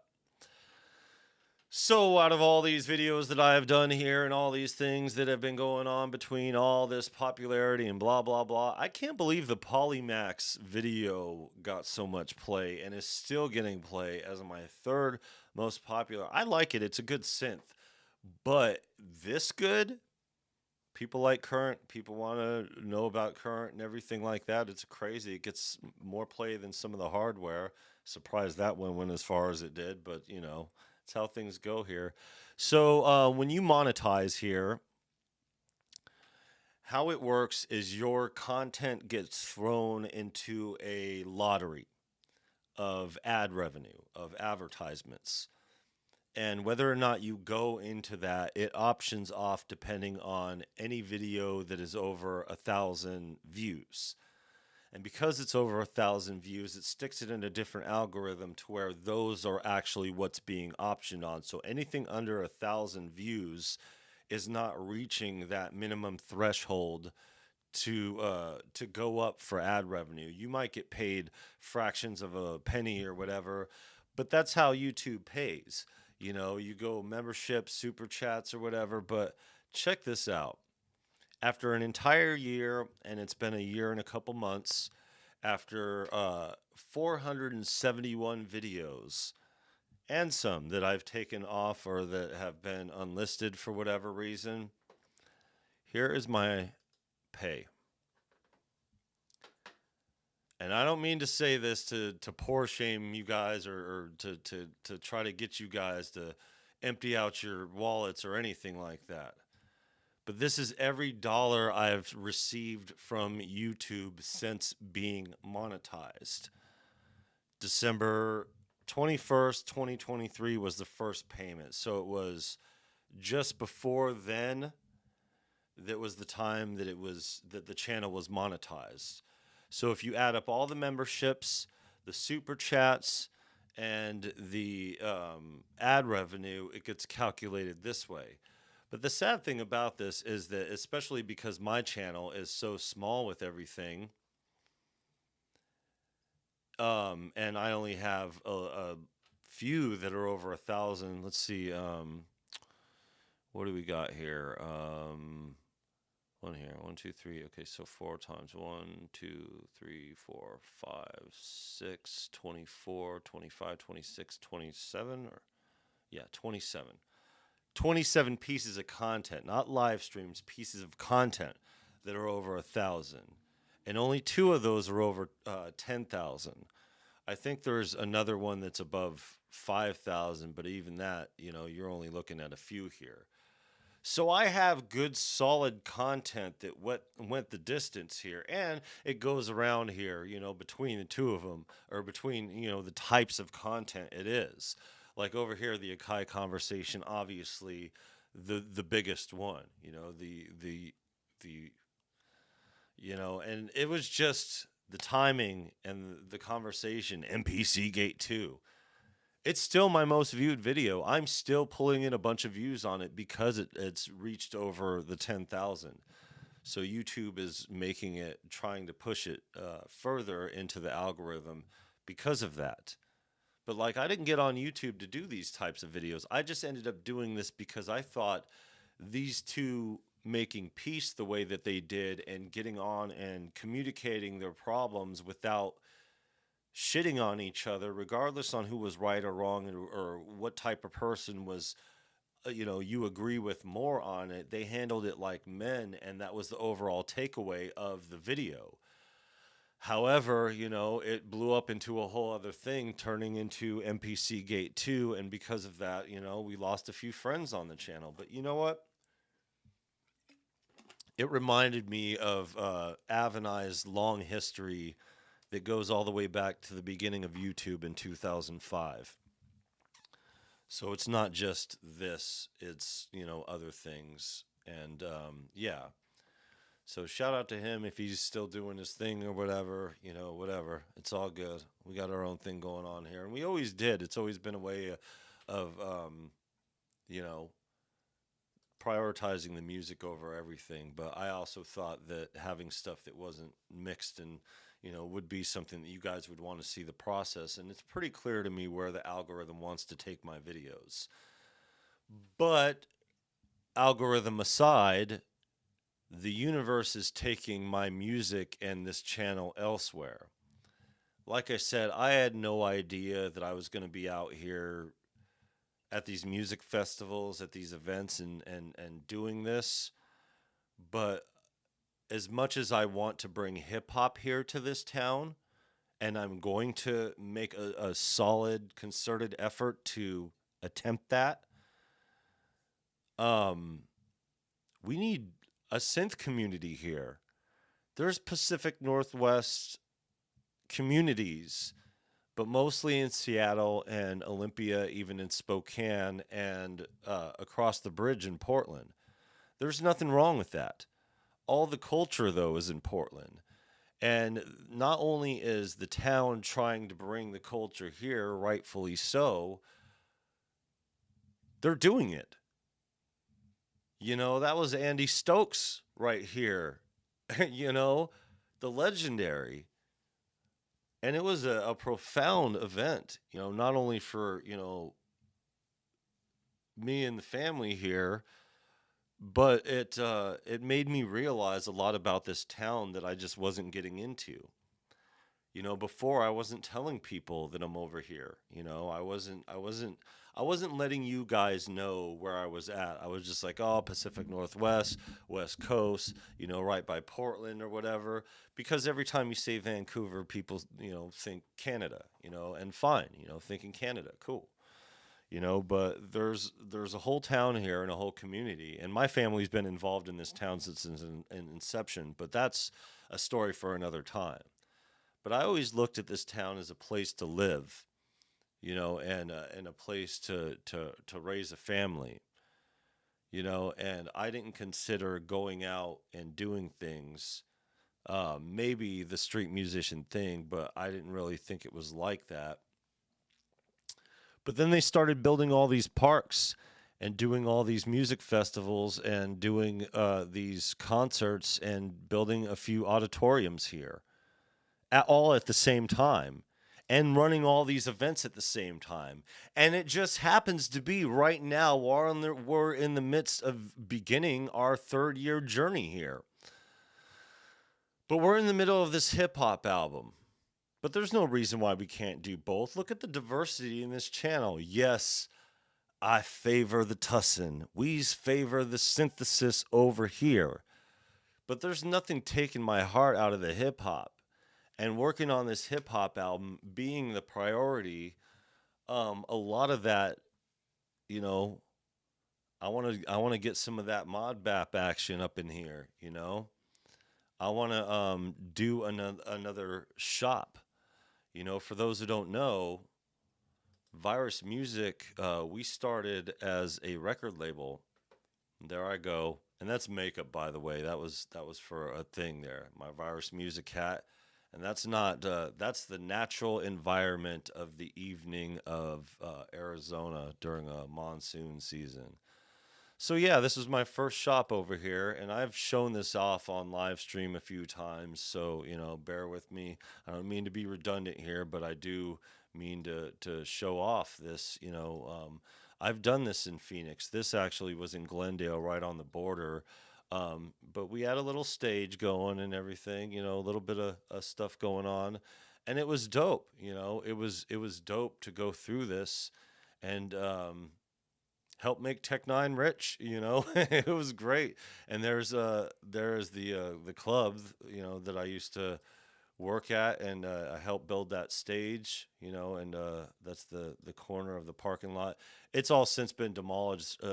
When I was trying to get a certificate of occupancy going over here, they found a bunch of asbestos in the ceiling, and, you know, found out it was illegal. That was me performing on stage over there. It was dope. The few shows that we were able to do there were pretty dope. That's when it was packed up over here. You know, we had a few underground raves and stuff like that, and that's when I was working over at Pyramix. And then when we shut down that, the owner got shut down here, and it was actually my show that it got shut down over here. This was actually a club called the G Spot. And, you know, I ran live sound here, but actually the day that the club closed down, it was a New Year's show, and I lost my ass, and, you know, cops raided the place, and yeah, it was a whole mess, you know, and yeah, I lost a whole bunch of money. But then we came back with the owner from Pyramix, and I teamed up. Pyramix is a recording studio in Phoenix, and we repainted in there. Esham in store. We rebuilt the stage. You know, we had Digital Underground in there. We had underground parties. We had a whole bunch of. There's the flyer for Digital Underground. There's Shock G.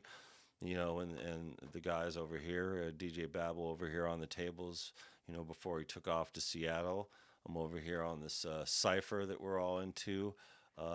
Yeah, we had a good time there. It was a really good time. It was one of those solid moments in hip hop that was recorded, but forever lives in infamy. Rest in peace to my homie over here, Skeptic, who passed away the year after this shut down, and we had to shut it down, and we lost everything, you know.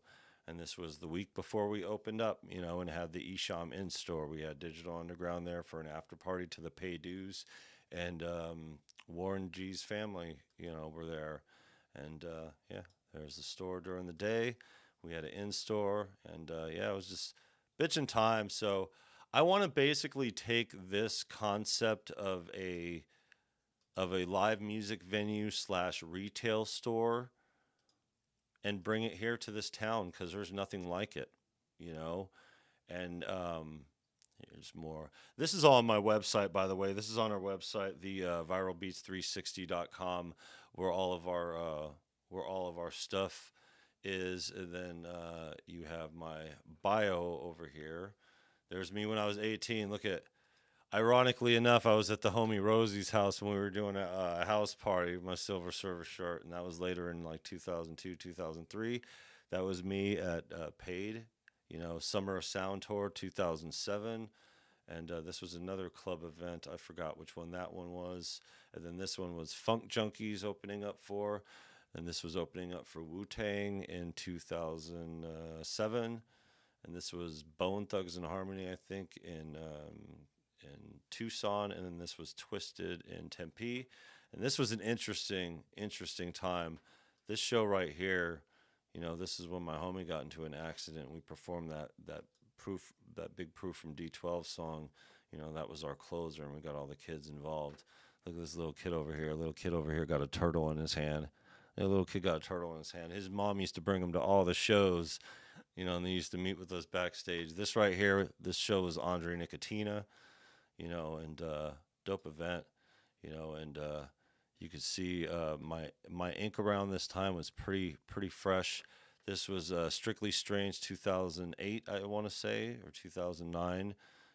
Packed crowd, sold out, mostly natives. Cottonmouth Kings, one of the last shows I did, and yeah, I got the that song on here too. So if you do want to listen to that song and don't want to go through and try to find it here on YouTube, you'll be able to find it on the website. And the biographies here, so all the information about me and some of the flyers to some of the shows, kind of what I showed off in the video. And, it's not a whole hell of a lot as far as the work that I've put in this industry. And this is just as a performing artist goes and recording artist. But, yeah, this was a moment to behold, this was a story and a half. But, and then all this stuff here, just interesting stuff. So, and then I got a whole section on here where videos are concerned.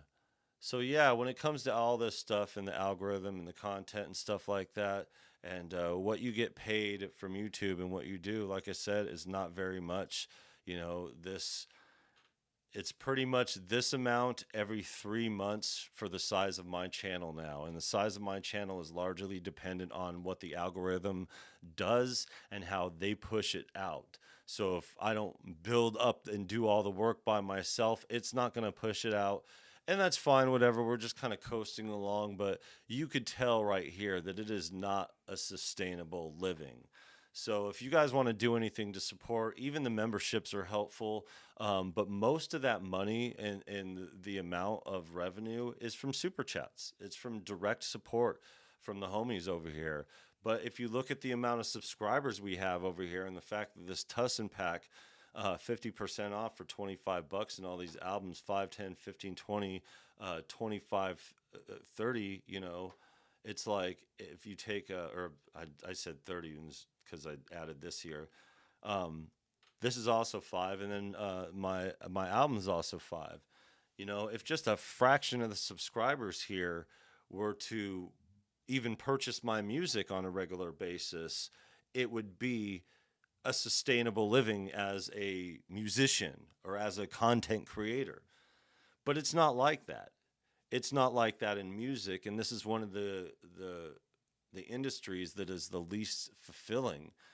And when it comes to this YouTube niche and content creating, it's even worse. You know, I'm not ending it here. It's not going to be on a downer. It's not going to be here. Let me relax, or there'll be consequences.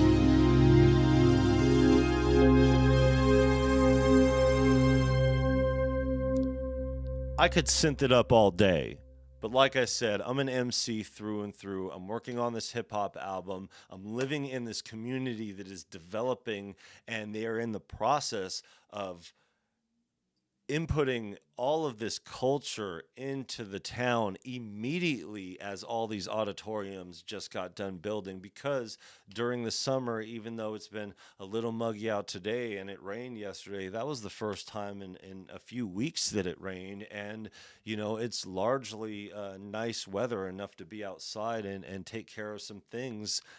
And as far as sustainability goes, you know, maybe this is the thing, guys. Maybe this is what I need to be doing with the channel. Maybe I do need to be taking it to a local level, because, I mean, if it weren't for living here directly, I wouldn't know about these places. I wouldn't know enough to show up here. We only know about this auditorium in this park because it just showed up one day when we were in the park. We're like, let's go walk the trail. Now that they got the trails all developed, let's go walk the trails. And we walked the trails, and in the middle of the trail was this big ass auditorium.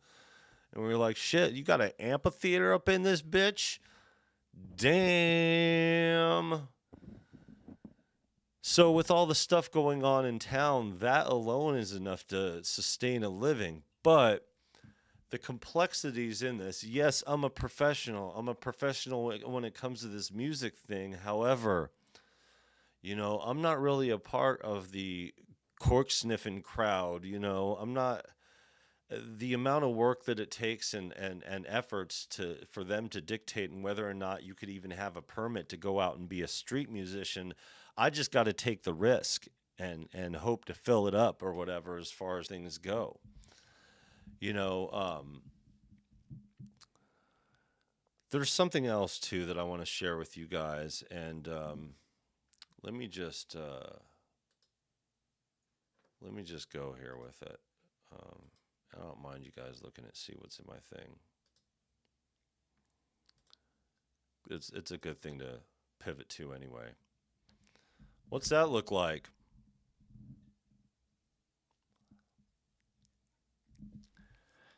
So it's not just everything that is happening in town. On a personal level, all of my stuff is currently packed up in storage, except for what you see here. I had to go unpack. I had to go find this space to be able to use this space and unpack the stuff that I needed to do this live stream and the stuff that I need to get as much content done before taking all this stuff that is sitting in front of me right now, including the Mini Freak, and put it back in storage. Now, why am I doing that, you may ask? Well, I'm glad you asked that, other me. Well, as luck would have it, you know, with everything going on the way that it is and how things happen in life, I'm going to actually leave this town while it's in the middle of booming. But, not before. Oh, wrong thing. Oh, did I already lose it? Oh, I already lost it. See, I already been looking up all this stuff. Not before hitting up the music festival. Let me hit up look in history. I'm not used to looking at my history over here, so I don't even know where to go for it. That's not it, is it? I feel like such an old, outdated man who doesn't know how to work a computer. There it is. I guess I have to go to show all, huh?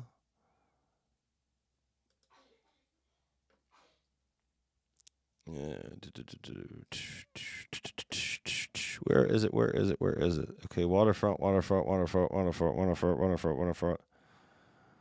Okay. So let me just type it in here. Sorry, guys. I'm old.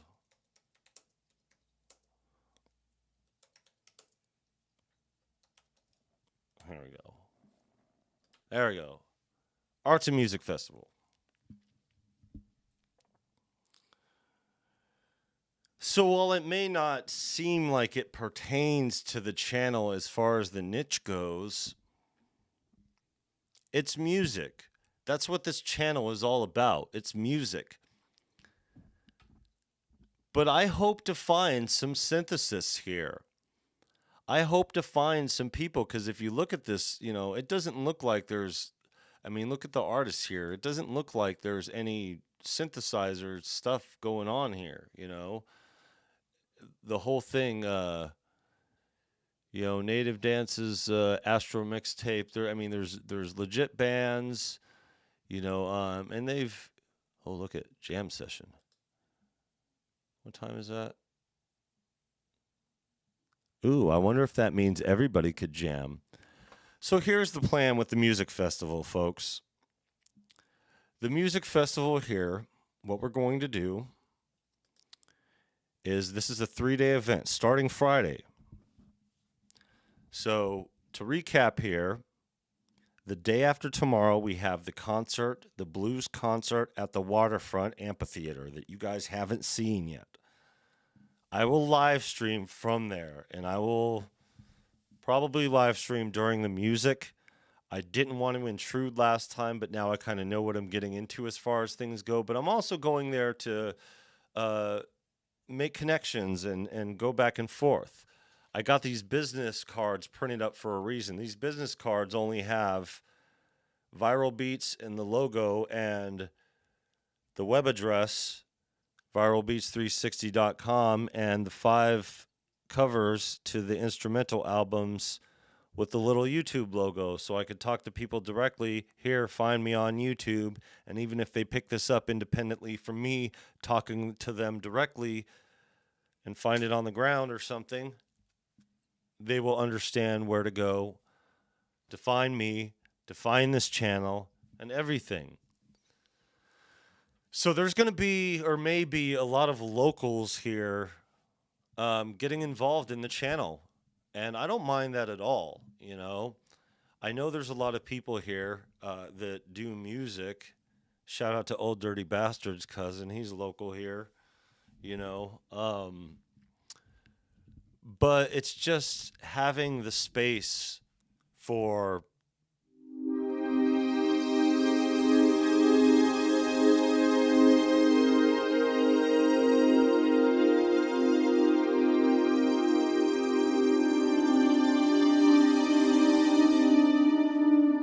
synth.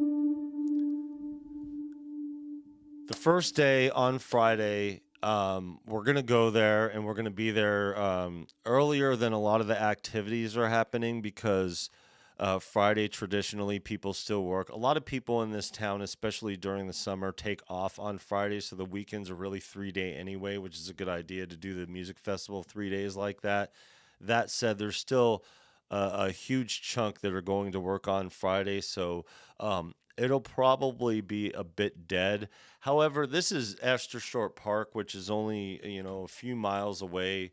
It doesn't take that long to get there. Like I said, this is where my wife and I got married at. So if there is space for us to come there and show up with the Mini Freak and live stream and be a part of the music festival in a real tangible way, we're going to do that.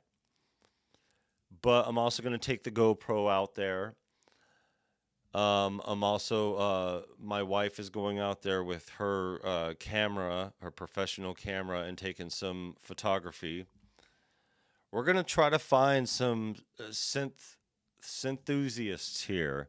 We're gonna try to find some hip hop heads.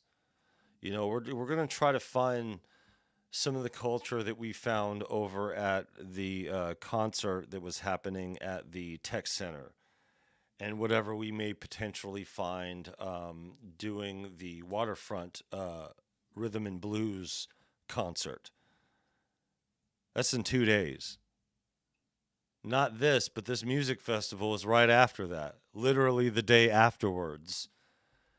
So, all in 1 week, we got Andy Stokes on Sunday that happened, which was the most profound experience for Little Tussinn to ever experience live music like that for the very first time. To not where only it hit him in his chest, it hit him in his soul. His spirit felt that.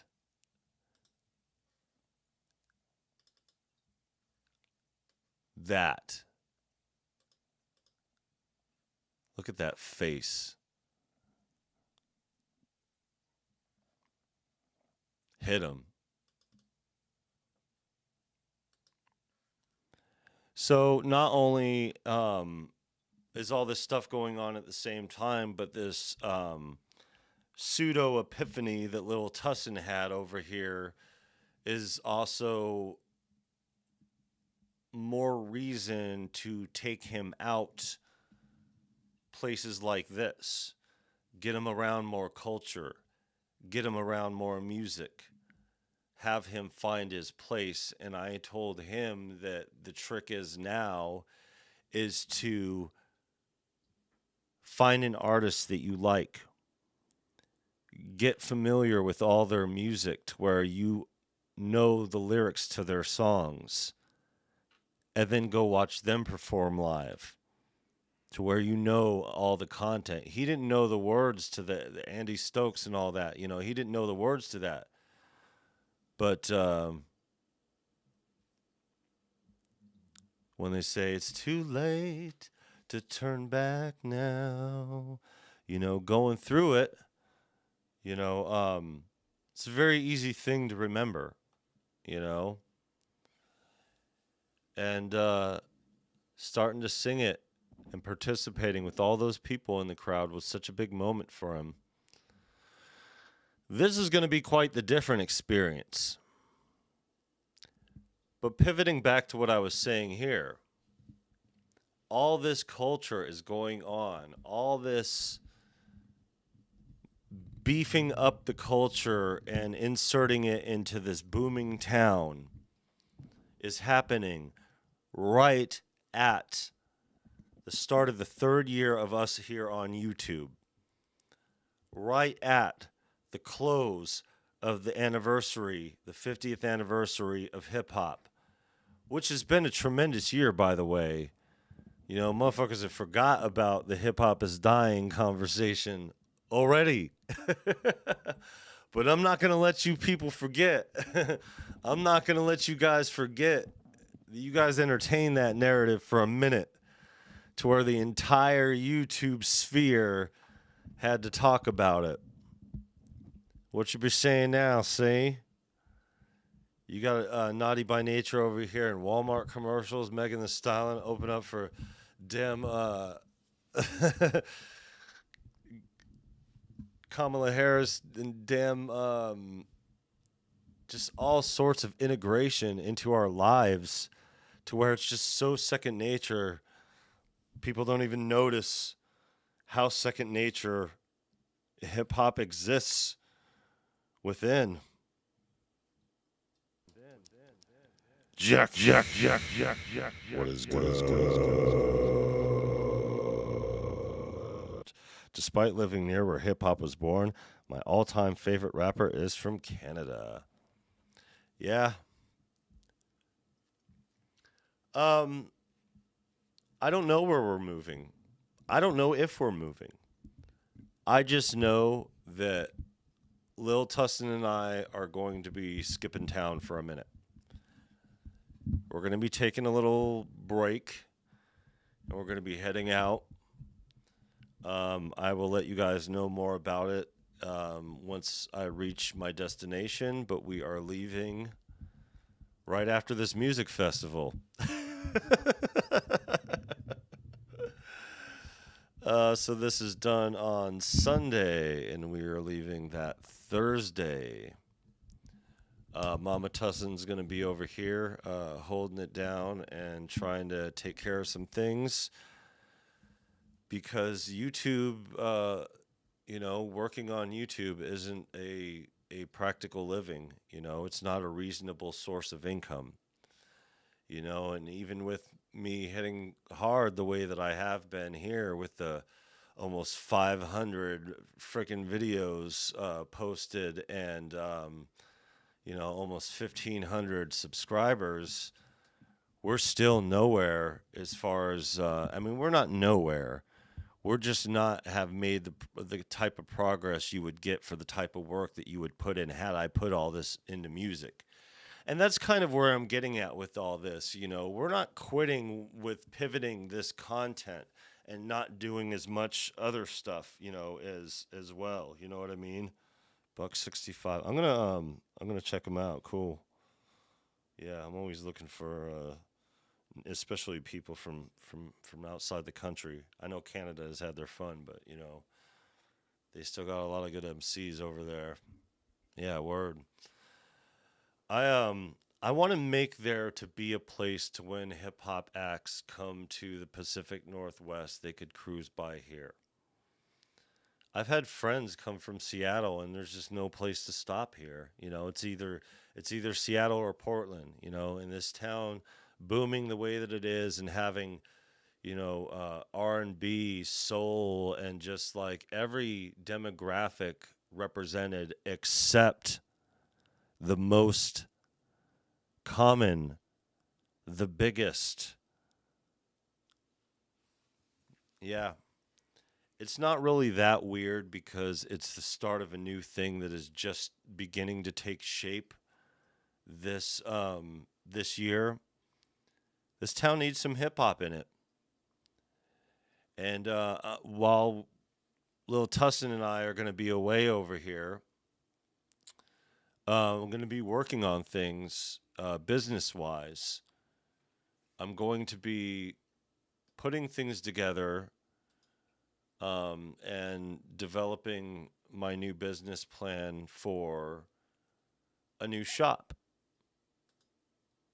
Not with a retail store and a performing area, but definitely with a performing area. But it's not going to be commercial retail like it was before. It's not going to be a music venue and commercial retail, and then that's it. It's going to be more inclusive, but more importantly, it's going to be a hub for creatives to get on with it. You need to produce music, come to the spot. You need to record music, come to the spot. You need to perform music, come to the spot. You need to create content, come to the spot, come to the spot, come to the spot. I plan on developing a lab, kind of like what we had in college when I was going to school for audio production technologies. And just get a few workstations going so people could come in. They could sign into Open Lab, and just a creative hub. And we'll find ways to make money, and that'll be included in the business plan. But there are already ways to do that if you're offering services that print T-shirts, give you recording space to develop, give you production tools to use, give you the area that you need to make content for your channel. I had this business plan going originally a few years back, and I've always wanted to do another shop.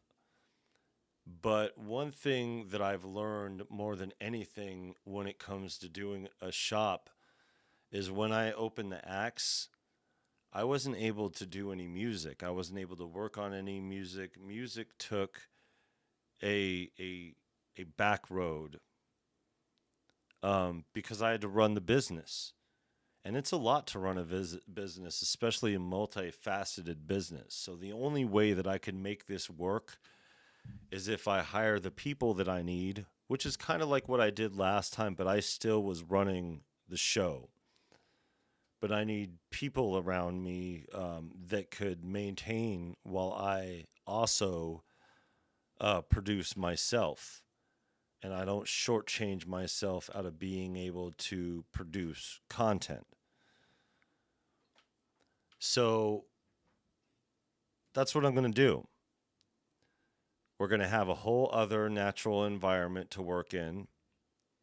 And it's going to be after the music festival. And I'm going to get some content and do some things there. And I'm going to take everything that I'm working on and get some writing done for the album. Because when I get back here, I want to take that writing and take everything to the studio. Because instead of doing it song by song like I originally thought I was going to be recording this album, we're going to have the songs as we already have some prepared, and we're going to knock them out one after another, after another, after another. And while we're in the studio knocking it out, we're going to be live streaming, we're going to be getting content, we're going to be doing what people do in the recording studio when they're recording a 4-hour block. You know what I mean? But I need to get some studio time money together. And staying on YouTube and doing the YouTube thing, I'm not getting off of YouTube. Just don't want you guys to misconstrue as if I'm not staying here. You know, I was thinking about that, but I could do both at the same time as we are currently.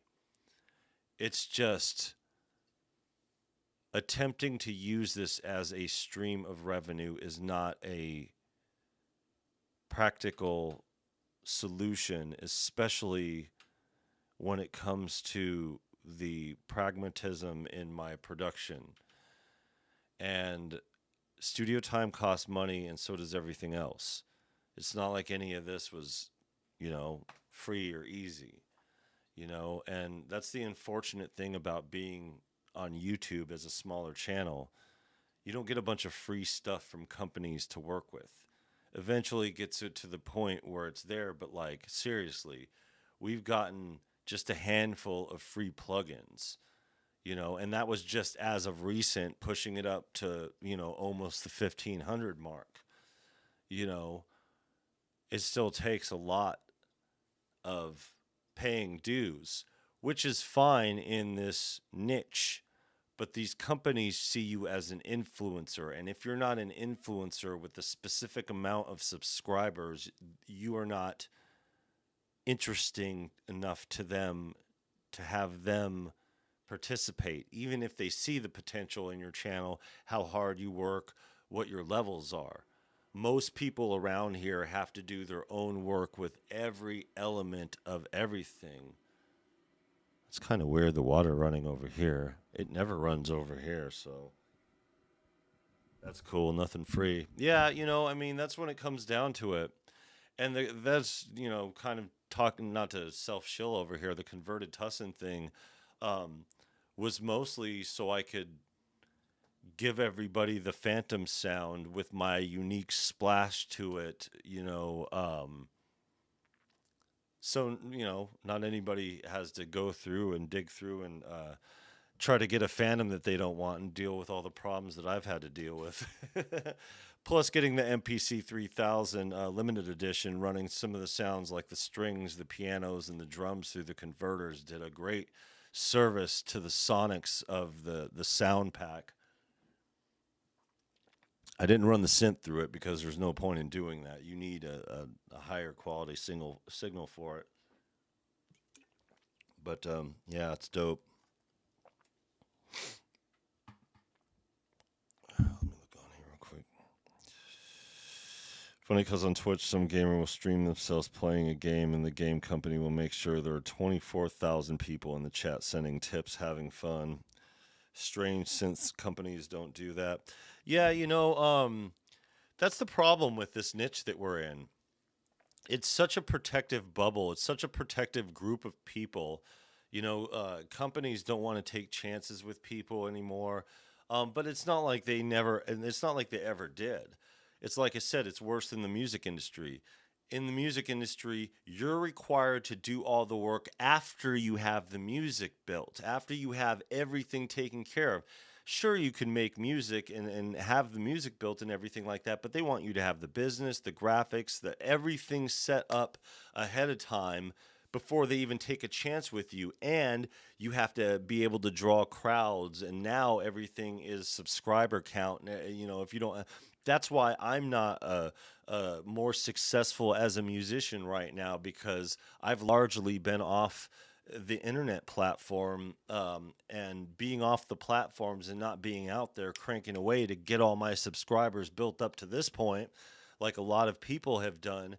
you know um, I've also taken a break from doing it personally because it was just direct to the clients that I serviced at the time, and that's it. Collect my bread, and that's it. But I'm not doing in-home recording studio stuff anymore, especially from this low-income apartment. You know what I mean? But living here, my wife and I wanted to move out a long time ago. Um, but it's just the world has changed, and rent has gone up, and even our apartment, if we weren't on month to month, we'd be paying, you know, about $400 more a month than what we currently pay for this very same apartment. And just because we're on a month to month is the reason why we're still paying the lower rate. And not to get all into the weeds of my rent and everything like that, but there's the reasons for me doing things the way that I do here. And we just don't have it the way that other channels have it. And I don't have any kind of enviousness or any kind of thing. It's nothing like that. We're just doing our own thing and cruising along here. But as far as tangible resources go, there are very far and few between. That $120 or $130 is once every 3 months, and most of that isn't the ad revenue. So it doesn't even make any sense to put the ads up there, except for YouTube puts the ads up anyway. So if I put it to non-monetize it, they're going to throw ads on it, and they're going to take it all. But even what they give to me is because, we're not a million subscribers and all that other stuff. It's just we're such a niche of a niche of a niche. Like, we need to be more open as a community towards working with one another. And that's where a lot of the contention from the MPC Gate 2 thing came in, because people are so used to protecting their bubbles. They feel threatened by people that they feel are outsiders, not realizing that they have been insiders this entire time. EA Ski has been a long time insider in this music industry, and he's never been on the outside of it. You know what I mean? So for anybody to treat him as such is less than genuine, especially when there's this whole world of internet to where you could look somebody's name up and you could see their credits. But little old me here, without credits and without a already established fan base to bring to the platform, I had to do everything from scratch and start out on 3 years ago to this day, just producing on the Phantom, doing the Phantom Friday thing. That was it. And that's all the channel was for almost an entire year. And then we started, as things moved along, we started, opening up and doing more live streams and started getting people involved in all this. And it works better as a community. But still, with the way that the algorithms here suppress specific content, there's no winning in a field that suppresses the content of the bigger channels. So, of course, as a smaller channel, you're not getting what you need. They'll give you just enough to keep you under to where you think that in order to keep going, you're going to keep chasing that viral video because that's what YouTube wants. They want you to make that viral video. They want it to go viral. They want the success from that to capitalize on the success, and they want you to keep repeating that same thing. They don't care about anything less. All these small timers are nothing to them, even if they're, 100,000 or better. 100,000 is to us in this genre is like, oh shit, you got 100,000. You've been on this platform this whole time.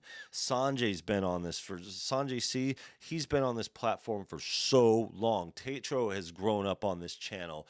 Even Cameron, Venus Theory, has grown up on this, not channel, but on this platform. They've all grown up doing content creating, and it's doing all this and running the gamut that put them in a position to be able to get what they need from these companies and be able to do what they need to do. But still, even with all that said, it is small potatoes compared to a Mr. Beast or a Star Wars group or something about movies or politics. I was in the chat earlier today, 14,000 people. When's the last time you've seen 14,000 people in a music chat, let alone like a synth community chat? It's just, and it's not because there's people that are not interested in it, even in music, niche, still, I don't see anything more than a few hundred. I think the biggest I've seen in a music chat has been like a couple thousand. I think 6,000 was like the most on like a real popular thing, so it's one of those things. Sorry, let me read the comments here. I don't mean to be elusive on the chat here. So they've never been good for revenue. I know people with 10K YouTube subs that maybe make 1,000 a year, usually less. See, that's what I'm talking about, Synthetic. It's just another stream of working for free. That's the problem with music, is that it's so discouraging to put so much work in and get so little out as far as revenue.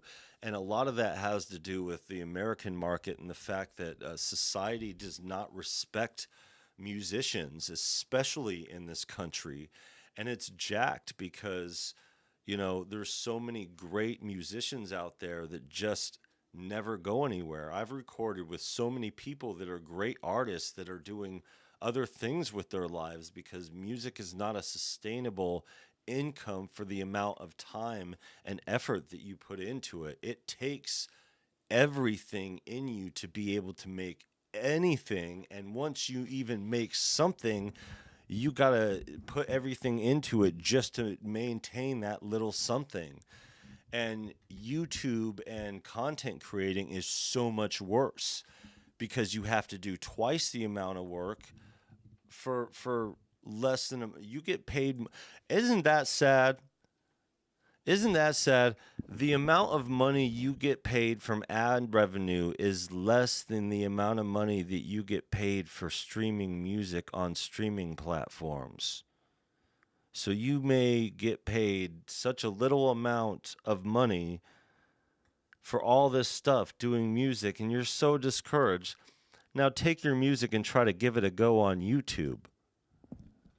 You might make it, you might not. It all depends. It all depends on what you're doing and what you're not doing. But yeah, some folks make a lot of money just reacting to movies. That's their only content. Good fun. Congrats again on there. Gotta go. Yeah, take care, Synthetic. Thanks for stopping by, and I appreciate you for sure. Thanks for the input. Yeah.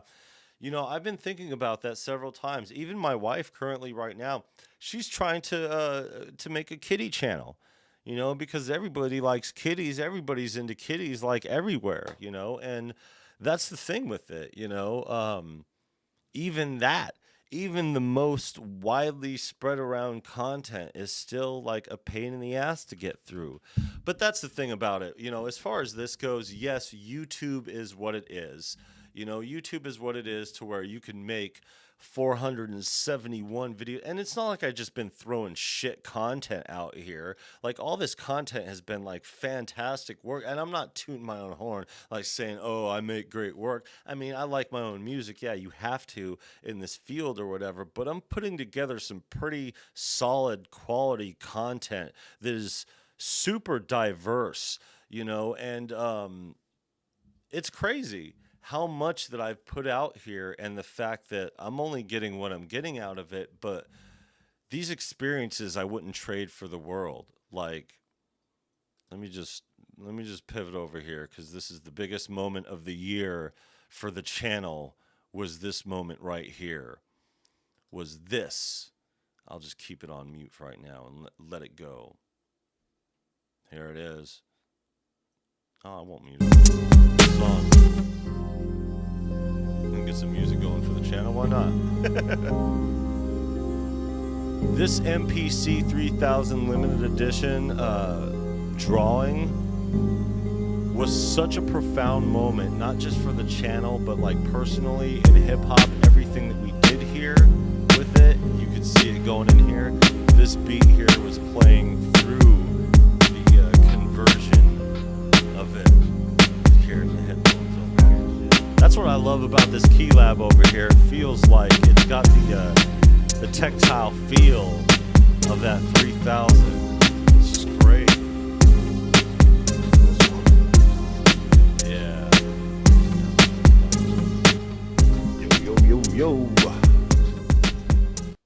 But this was a moment. This is a really big moment for the channel, you know, and you could, God, here, I haven't even watched the playback of this here, but ads for y'all.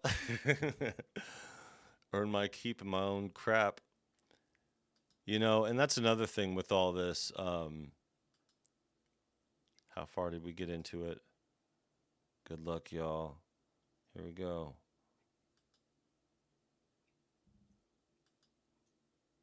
Okay, here we go. Yeah. This moment right here. The drawing.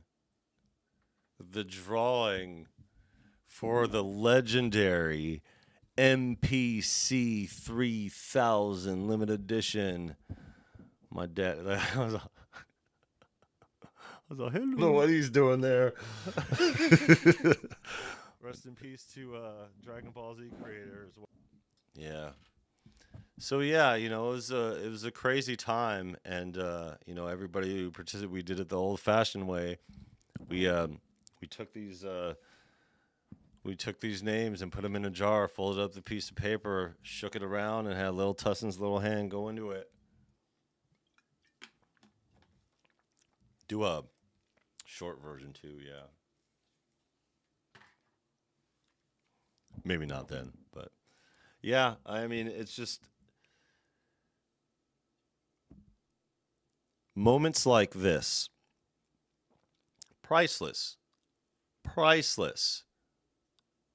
This dude put in $25 for one raffle ticket and got the legendary, man. Here, I'm stalling, getting all this stuff together. Trying. Here we go. Here we go. The moment. Here, let me watch this on. Little Tussinn, we need your arm. No music for the drawing. Fuck it. We're doing it on the fly, you guys. All right. Hold on. All right, you ready?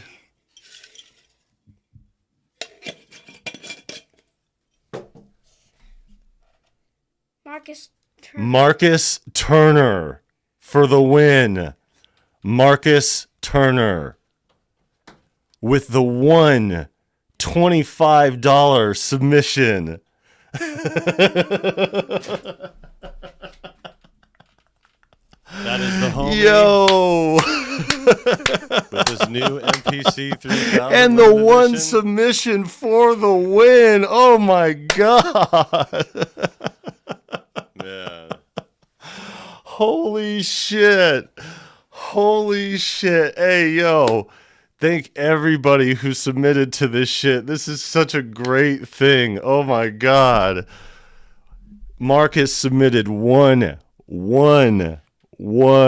entry. So he just got the legendary MPC 3000 limited edition for $25.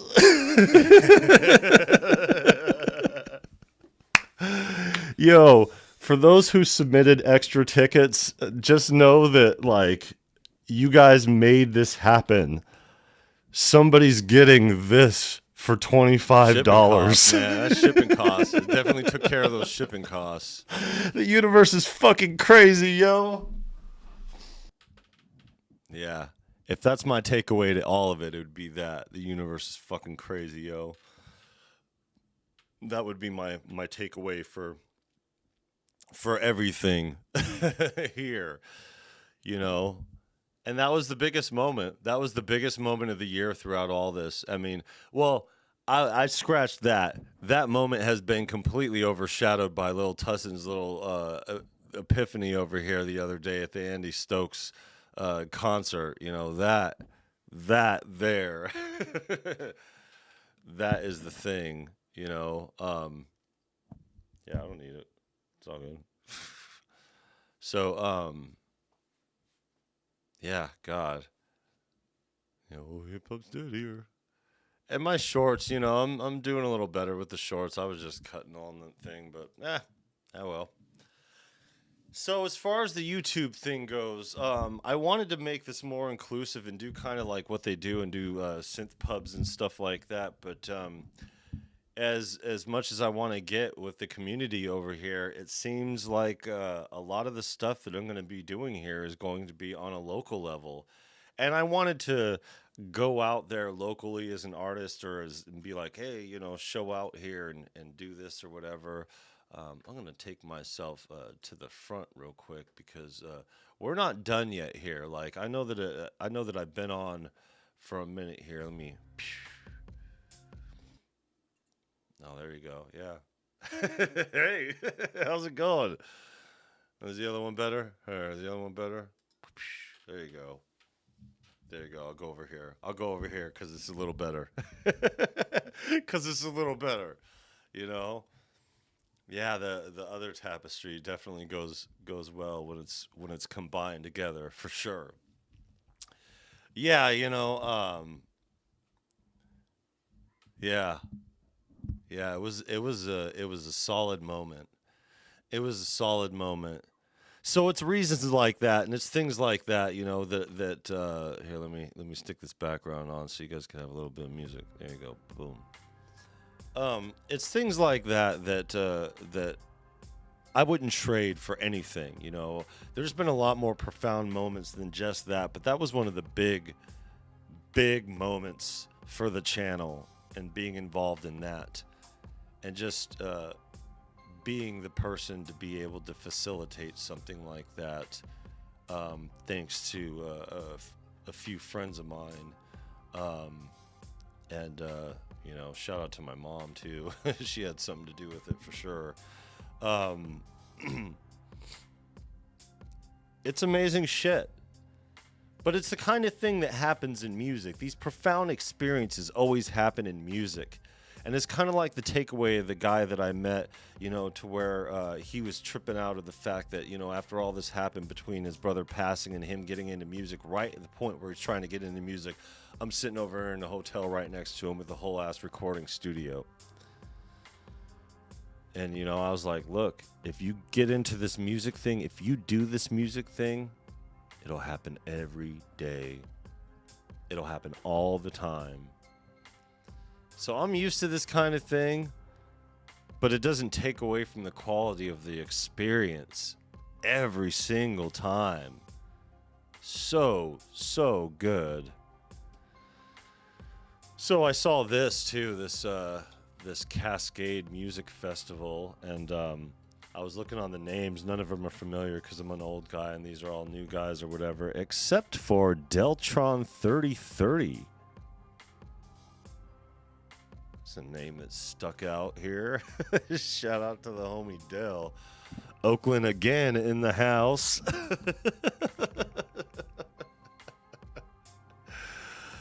For show. I'm not getting off. I still got to go through the beats and the stuff that we're going through on the album, so you guys could see where we're at musically. I've just been chatting it up here, kind of, letting you guys know where we're at with things. I still got to kind of let you guys know what the intention is here as far as things go. It's kind of weird having everything in storage, and I'm not going to be living out of storage. It's just all my stuff's going to be there while I'm out of town for a whole bunch of time. But depending on how things work here, it may not turn out that way, just depending on how things work. But we'll see. I'm just letting the chips fall where they may, and I had no idea I would be getting in at a local. I just thought that I would be going to shows here and there and passing out my business card to people and being like, yo, check me out on YouTube, Viral Beats. I got this hip hop album, blah, blah, blah. When I talked to KI Design, I let them know what was going on, not only with the hip hop album, what I'm doing over here, but not only letting them know that I'm cut from the cloth, but also the stuff that they're trying to do here locally in town as far as bringing the culture to town. But you can't embrace the culture and bring the culture to town if you're going to exclude hip hop from that. You got to have some synthesis and you got to have some hip hop. And those are exactly what the channel is all about. You know what I mean? If you could sum up the channel in anything musically, it'd be synthesis and hip hop. Fight me. So we're going to take our midstream break here, and we're going to be on for a minute. So let's see. 6:45. Holy shit, what time we get on? Oh, it's not that bad. That's not that bad. I thought it was a lot more. A few hours, though, still. Did we get on at 4? Yeah, we got on at 4. Yeah, it's still West Coast here. So it's still going to be light until 10. Clouds be damned. And yeah. So here we go. Stay around. Make sure you guys leave a like and all that. I'm going to put it on the hold screen over here. I'm not leaving. I'm just taking a piss. I think I'm going to judge the joint and stretch my spine. I've been staying away from, all that. But, been on for a little bit. And we're about to get into the fun part of the stream. We've just been talking that bullshit. And yeah, it's fun to go through all this and talk about crap and blah, blah, yakety, schmackety, blah, blah. But, Oh, wait. Can't do that with the background. There we go.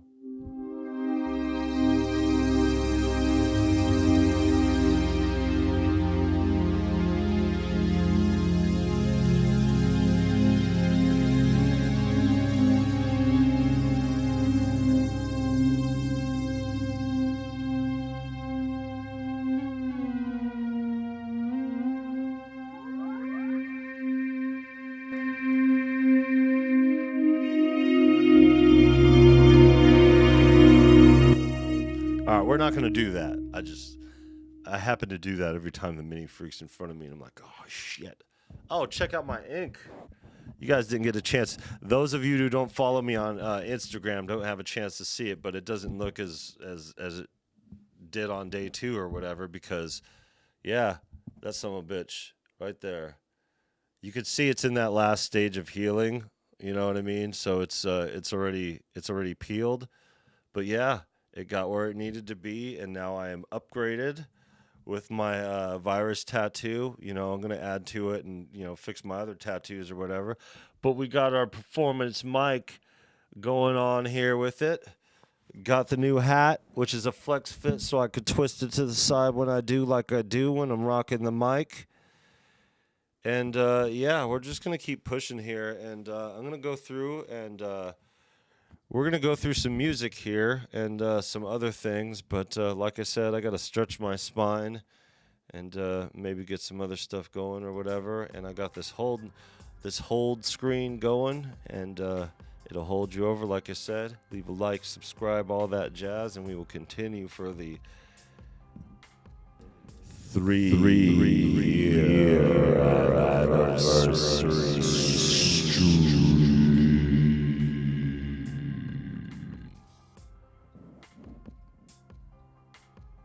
Stick around, y'all. Be right back.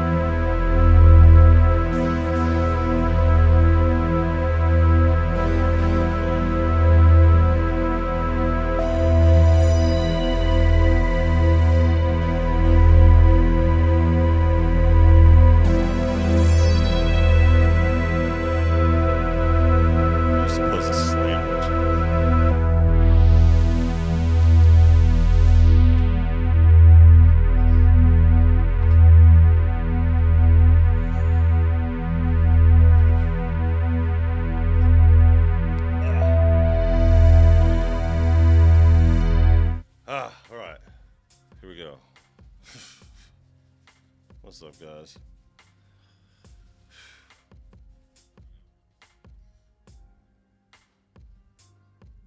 I might take another stretch at this. All right. Cupcake over here for nothing. I don't need sweets. I don't need sweets. I don't need sweets. Okay, let's see. Let's open up some.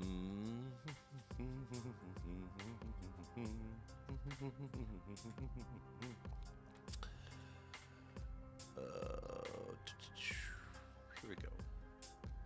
Beats. No, that's not what I want.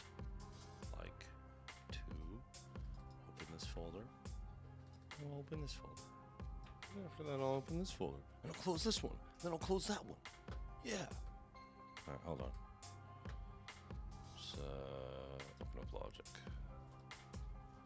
Just killing a bunch of birds with a bunch of stones. You know, being the bird murder there I am.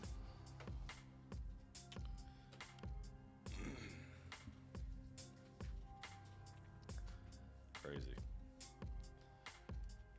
It's crazy how the algorithm dictates what's what up in this.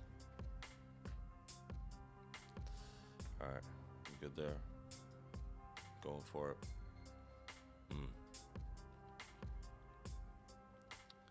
So first I'm going to go over some of the beats, starting with the next song that's being worked on. And I think it's the one that I want to get KI design on.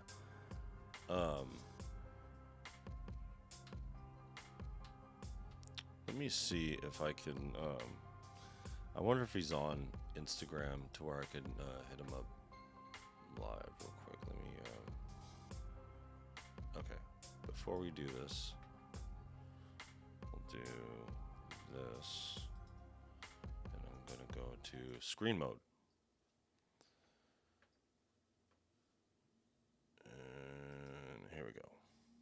Okay. So, these are all the beats that I have complete so far for Hip Hop Undead. The Unlike Unsubscribe song that played earlier, I took the drums out of it, and I'm going to rework the beat before I hit the studio with it. So...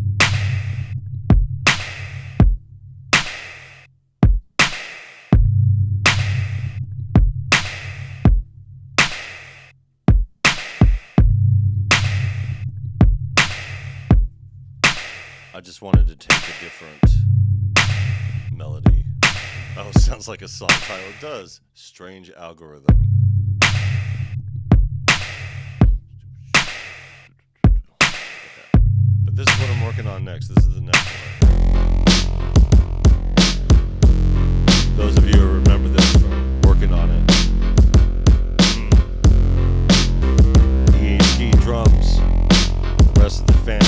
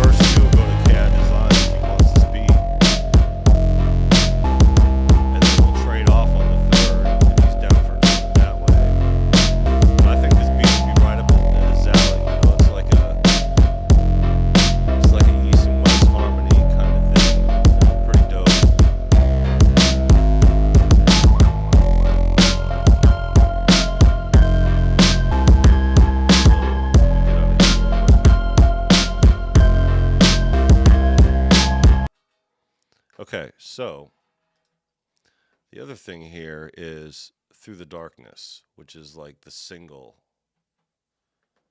And this has completely changed. And what this has completely changed to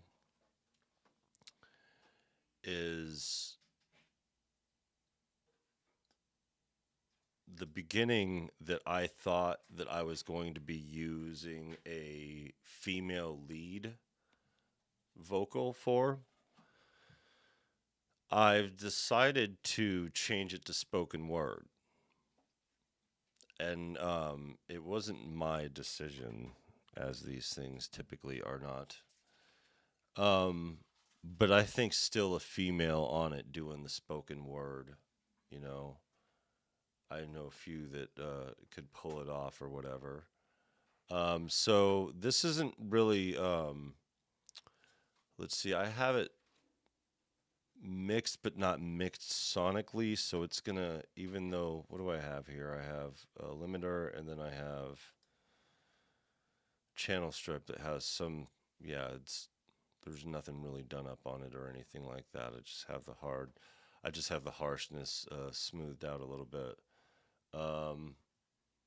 But yeah, so let me go through this real quick, because it's interesting, and I didn't think I'd be doing this, but I actually cut Champ off the middle of it, but you guys will see, because it actually went with that that video that I just got done doing recently. So hang back real quick. I'm going to do it this way instead.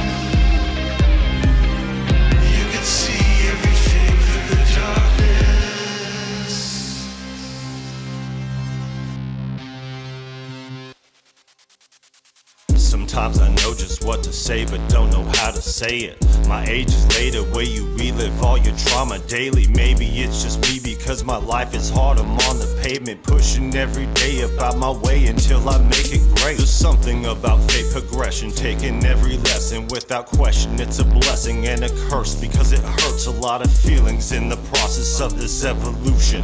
All these influences are just another bad influence. There's something new happening with this, and we're all witnesses to it. The position is shifting, we'll never go back to the way we live. Giving the situation a proper perspective, let's be reflective and never forget who taught us these lessons. It's time for Generation X while we regenerate the best of what we have, because the clock is running down with every second ticking. We live in an age of subscriptions, haters and politicians making us victims, while we all struggle as citizens in the midst of this chaos.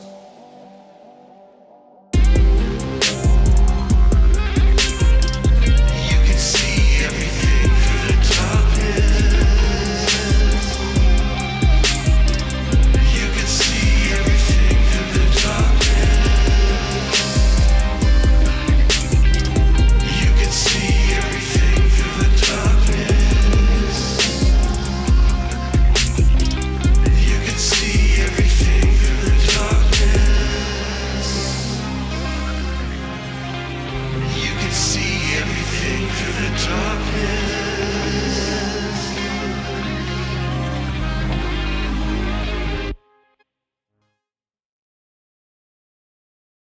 Okay, my bad.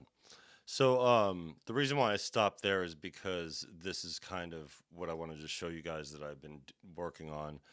Those familiar with the song will, know that it sounded completely different when it came to it, especially this middle part. I don't know about the matching of this with this. I might just end up changing this a little bit. It's just something that I'm currently experimenting with for the midsection, but it's going to be something like that. Um, it just didn't work with the guitar running through it, and I wanted to do something that kind of separates in between, and it kind of worked better this way than rather than running it all the way through.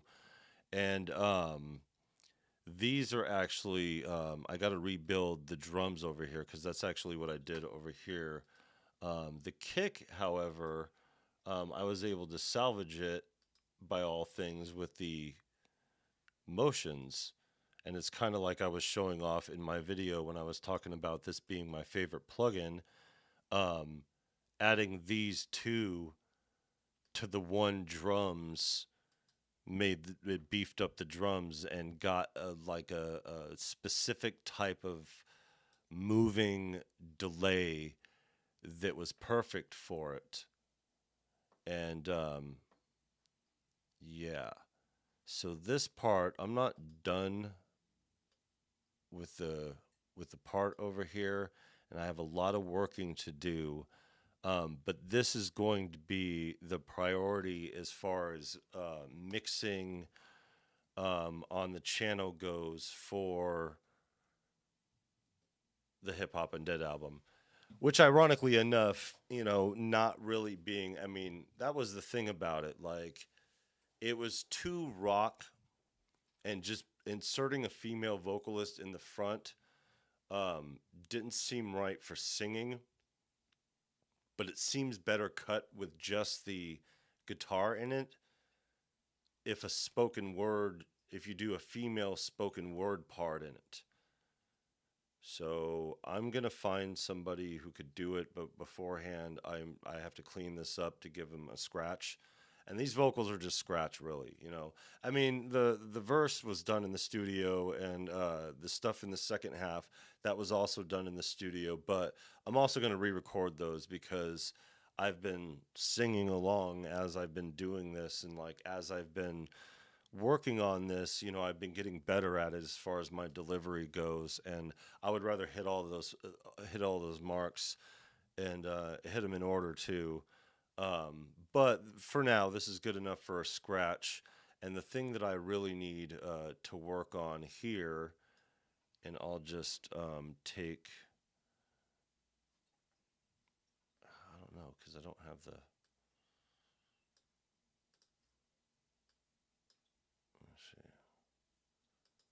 And it's gonna sound different. It's gonna sound like shit. So, this is Logic Pro. This is Logic, in like Apple exclusive. Like it's 2019 or better, I think, is where they're at. And I think they're just getting ready to change it to where they're pricing out the 2021. I think is going to be the models. I think they're pricing out even their beefed up. Intel, and they're going to be removing the compatibility with the M1 pretty soon. I think that's just the shit that they're talking. I'm not sure. Okay, so here, let me do it so it sounds a little bit better. It'd be marginally, but and you'll have to forgive me. Like I said, like I'm working on this. Like this isn't this isn't the final say of everything. Like I still need to hit the studio with all this and everything like that. So just bear with me for a minute.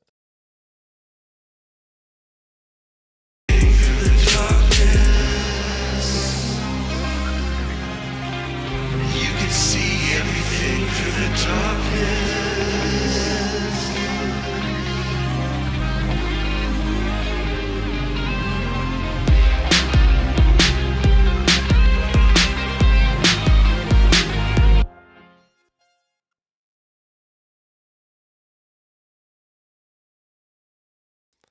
So that's the thing with it. These snares need to be replaced with a different snare. these are the same snare as these ones here, but this works here because it's like a trap kind of sound in that.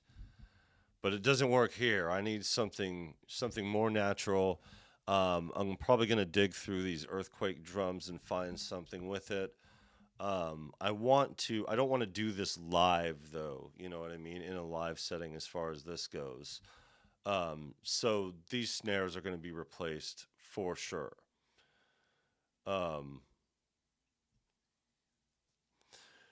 Maybe, and you know what? It might work if I could crank it up loud enough. Maybe the DMX snare, and I have the DMX plugin, so and I think you could input your own into it. Well, hold on a sec. Let me, because I already got these earthquakes in here, so.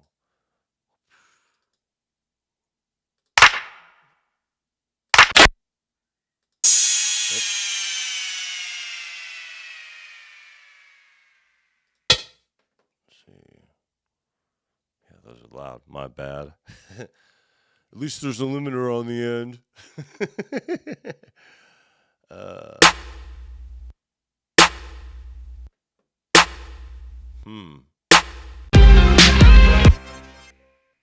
Close. Close. Nope.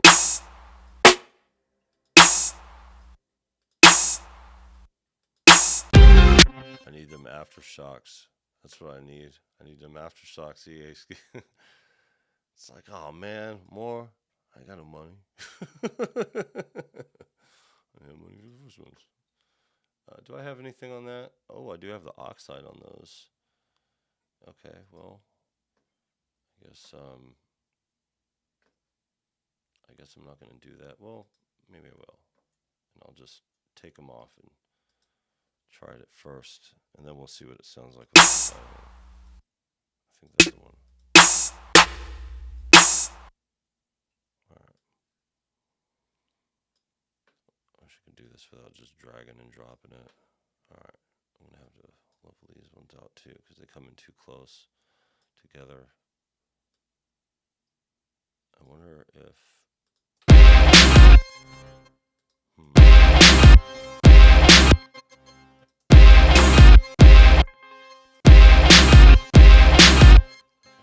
think both of them together will probably sound okay.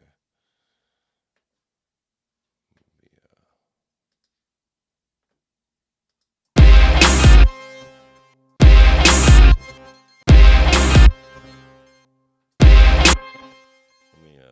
let me even this out here.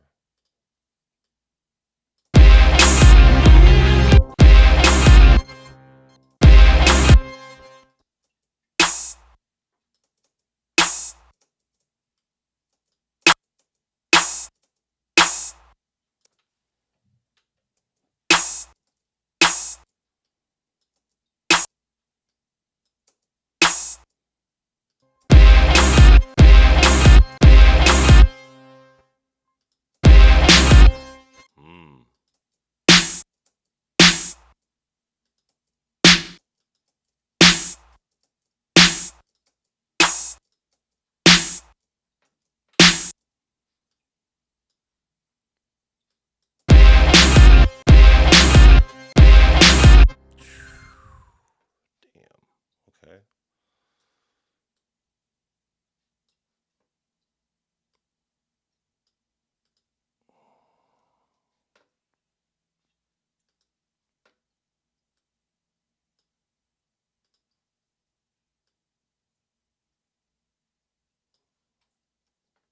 Oops.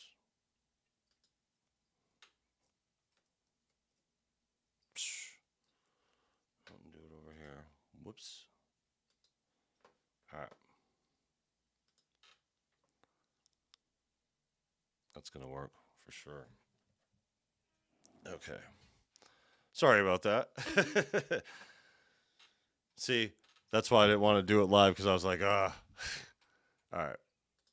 I think I got it for what I'm gonna do to it, and yeah, it'll just go over all these, and I guess I'm not taking them out. I guess I'm layering them.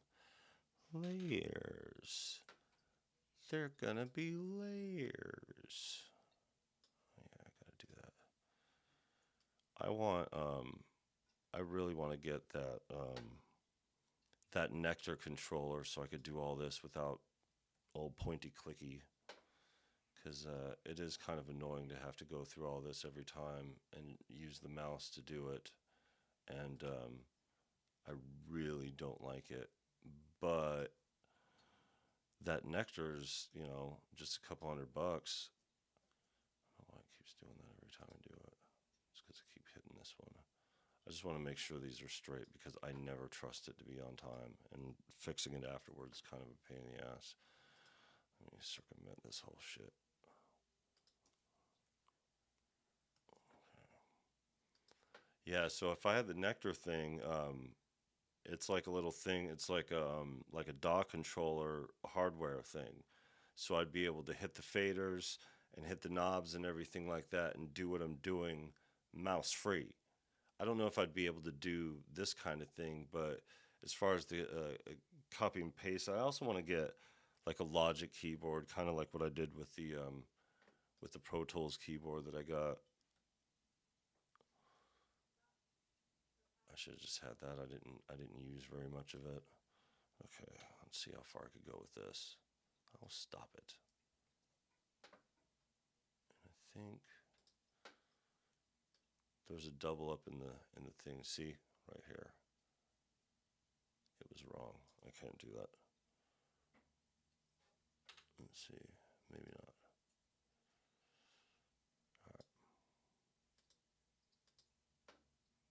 I just got to get used to using Logic again. That's basically what it comes down to. So I think these will be okay as far as using those because they're pretty steady. So, all right, I'll take a few more of these, and then what are you doing there, sir? I don't know if there was supposed to be any there, but we'll find out. We shall see. I could let them go all the way. My bad. I didn't mean to edit live over here, but that's the thing, This is what I've been doing. This is what I've been doing when I'm not on camera and I don't have a bunch of stuff to do. And I really want to get this down too, because this is the priority of what is being worked on is this album here. And I think I may need to go all the way in, because I don't know if that's going to be a break or just a double hit. I think it's just going to be a double hit. Time to break yourself and then take more care of the music they make in your mental health. Yo, a clear path when you ride the wave. Step aside, the universal light your brain. You can see through the rain when you ride that train. There ain't no getting off in the middle of the run. Just go all the way. So I didn't know my thing's over there. Hopefully the filters will filter it out. My bad. Okay.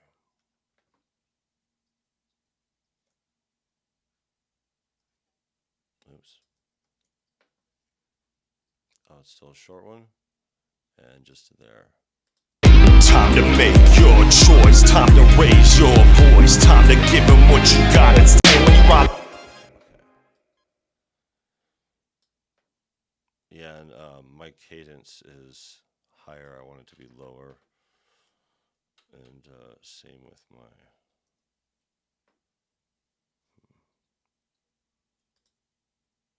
Not higher and lower, my bad. I'm over here thinking of other things while I'm doing other things. Oops. There we go. And this has to go on top of here. It's so hard to get used to using a mouse on these kind of things here because I don't like producing this way. So I'll take these last two off.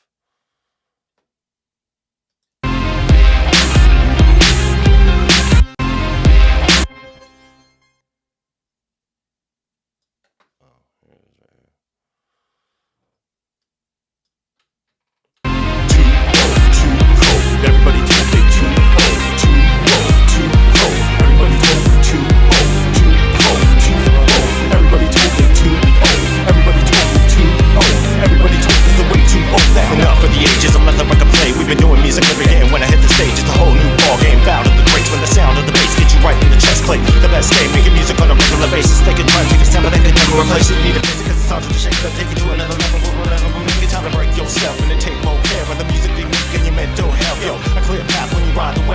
inside the universal light your brain. You can see through the rain when you ride that train. There ain't no getting off in the middle of the runway. One way ticket to an early grave. We'll have the pre-sold tickets sold out on opening day. Time to make your choice. Time to raise your voice. Time to give them what you got. It's time to tell your story. Time to raise your voice. Time to make your choice.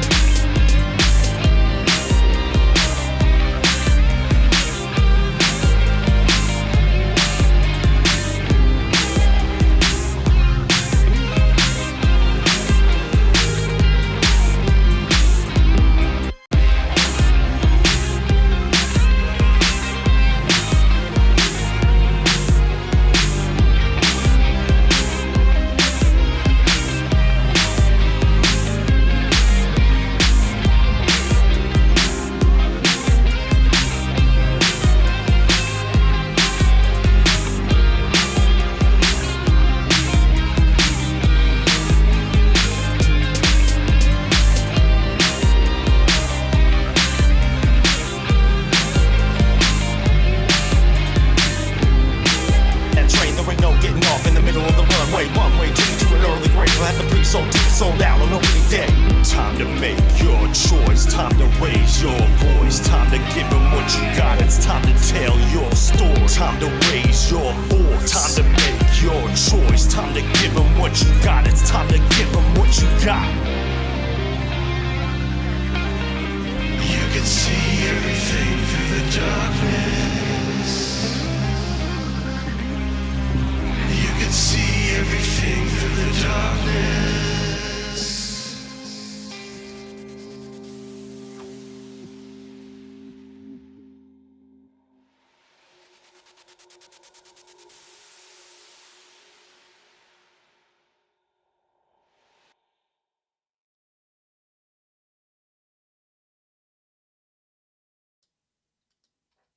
So that's what I'm working on next. I first started working on this song months ago. Like this was something that was a priority a while ago. I always saw it as a single, um, but it's going to be a closer for the single. Like the unlike unsubscribe, that wasn't a single. That was just a song that was kind of some shit I had to get off my chest or whatever. The Think You Know Me, that's a single, but it's technically not out there yet. It's just something I was doing a test run on here to see what I needed to do as far as the master goes on that.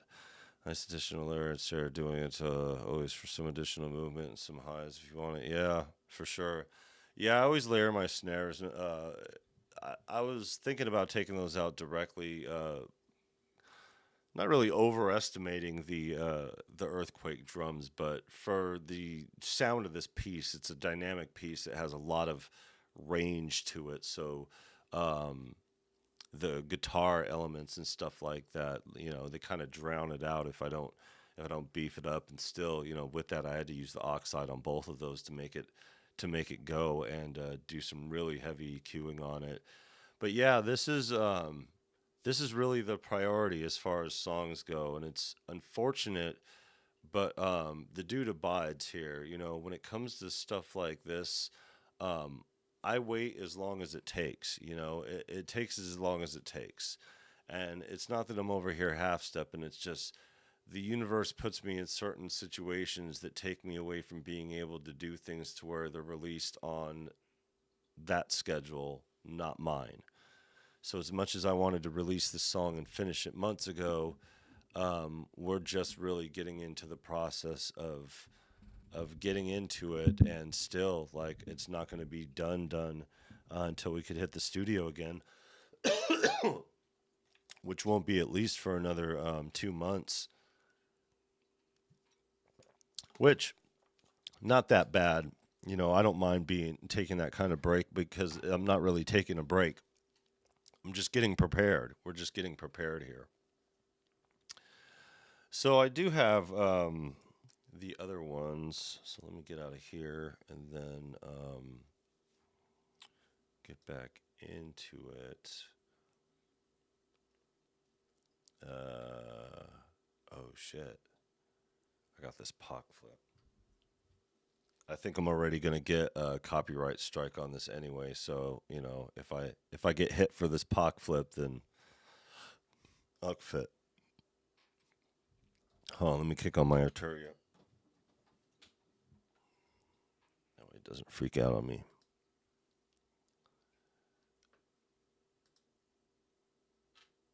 Did I put it in there?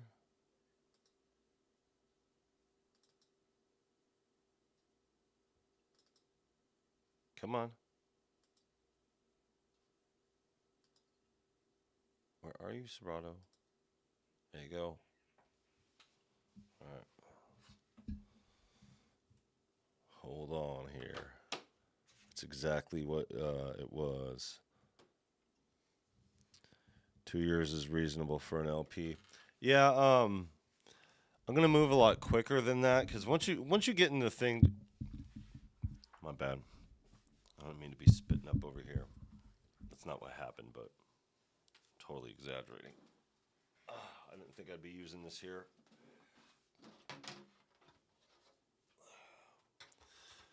I do it in chunks to where I could just knock out what I'm doing. So like all the recordings done, you know, it's like all the writing's done, all the recording's done to where I have everything down. The thing is, I'm so weird with the way that I record, not because, you know, I'm weird about the way I record. It's just that what I end up doing after recording, which is why I do scratches here, is that I end up listening for the sonics to be able to master it to where in my head I already got the sonics locked in when I'm doing the song. So when I'm in record mode, I had already worked out the master in my head about how I'm going to work everything out in the mix. But when I record, even if it's in the recording studio, I listen to it as I'm mixing, and I end up getting my verse down a lot better to where it gets to performance mode, because the way you perform and the way you record are totally different from one another. And once I start performing it and getting used to performing it by singing along to my own stuff, I get better at performing it. So then I want to go back in there and rework the vocals. So I just incorporated that as the way that I work. So I do that every time. It's not just some weird thing that I did one time and I'm just like, oh, that's kind of a weird way to work. I'm like, whatever. Okay, let me see where I'm at with this. I might get in trouble for this, but I'm gonna do something with this with I think it's Ripex. They got money for wars. They got money for wars, but can't feed the poor. They got money for wars, but can't feed the poor. They got money for wars, but they got money for wars, but they got money, but can't feed the poor. And then they wonder why we crazy. And then they wonder why we crazy. And then they wonder why we crazy. But can't feed the poor. And then they wonder why we crazy. And then they wonder why we crazy. They got money. Yeah, so I'm doing something like that for the chorus. It's just something that I've had in my head for a while. And since I'm using that, I don't know how easy it's going to be able to clear a POC sample. But it shouldn't be a problem. It's like any other thing, you know what I mean? You pay for licensing and you're able to get it. You know, it'll probably be a couple $100 I'll be able to do it. But it'll cost more if I want to do like a video to it or something like that, which I don't think I'm going to do, but I always wanted to incorporate that lyric into like an anti-establishment type song. So that's another thing that I'm working on over here.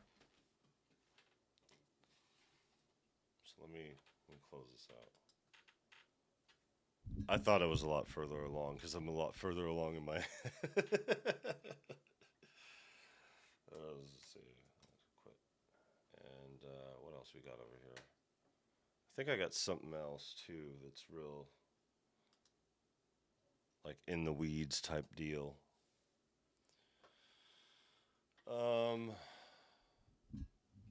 I'm working on that Esham track and trying to get it done with Ripex and the stuff over here. Okay, so here's that beat. I think I've worked it out stem wise. Hold on. Is that everything? No, I don't think so. I don't think I've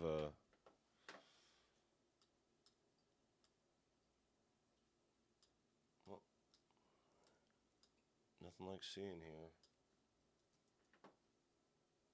Haven't done anything to it mix wise. Yeah. So I haven't mixed the stems yet, but I stemmed it out because the skip and the polyphony, I could fix that on here. It's just, yeah, or maybe right into it like this. Oh, no, this one. No, yep. I still got to stem it out, or still got to mix the stems. Okay. But that Hip Hop and Dead, this one. And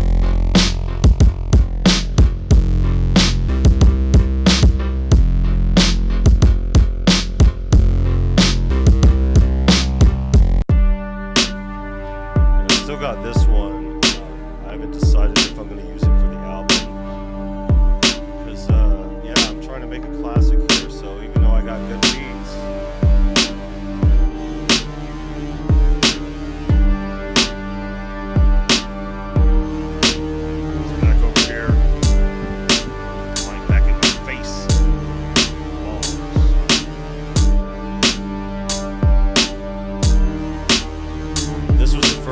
I made with the ski drums when I got the converter drums.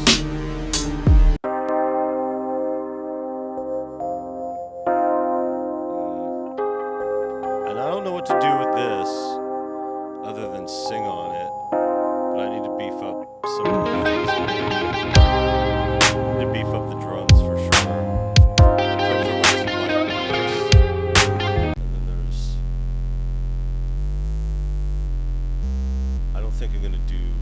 I don't know what to do with this one. It gets stuck in my head periodically.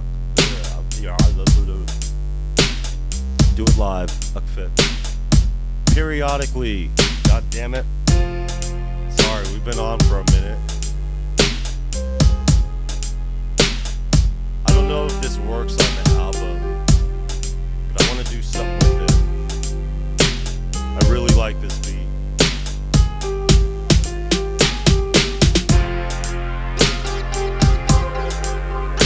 Like I said, I don't think it works on a hip-hop album, though.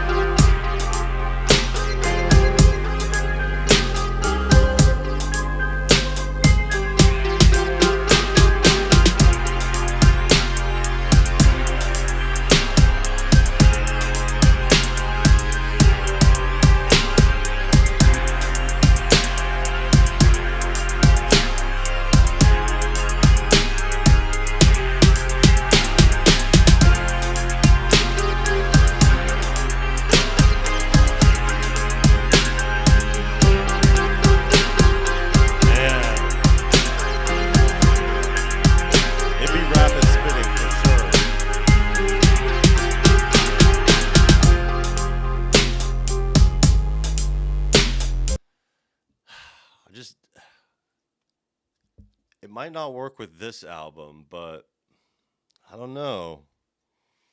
I don't know.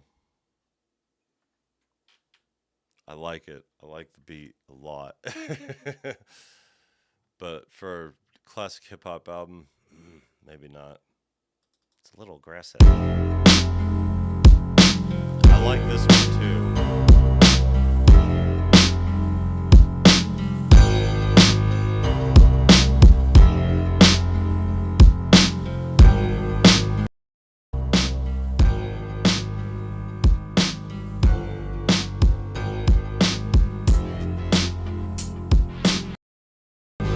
Do you notice any difference when I switch those out? 'Cause I can't tell on my 8 meter different on here. Like it stables it out over here, but I'm sure it changes the sound quality.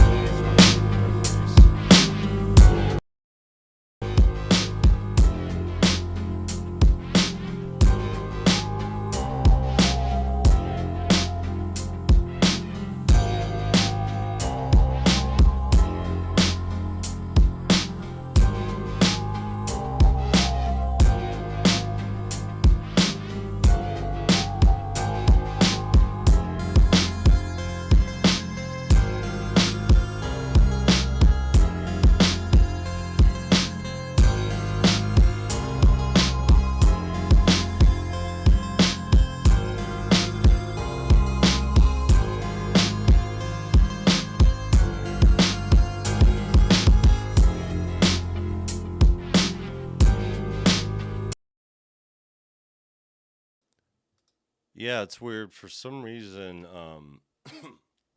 the capture bit broken speaker now. My bad. Hey, at least the thing's on to protect you. But when I have it on this setting, it's going through my interface. But everything, like, so it captures the hardware perfectly, like my voice, the stuff through here. It captures everything. It's just the stuff that's on screen, it has some proper imbalance with the way that it pulls the sound from the computer. Now, I found this out with the Intel Mac, and I was like, ooh, and I found out the solution to it, but I can't listen and talk at the same time when I have that other one on. And it's just a slight difference in quality and like degraded quality, but I want to make sure that you guys have the right ones. I mean, it's not like any of these are mastered or anything like that. They haven't been worked into songs yet, so, you know. So yeah, I think I may use that one, but I'm not sure about it. Let's see this other one.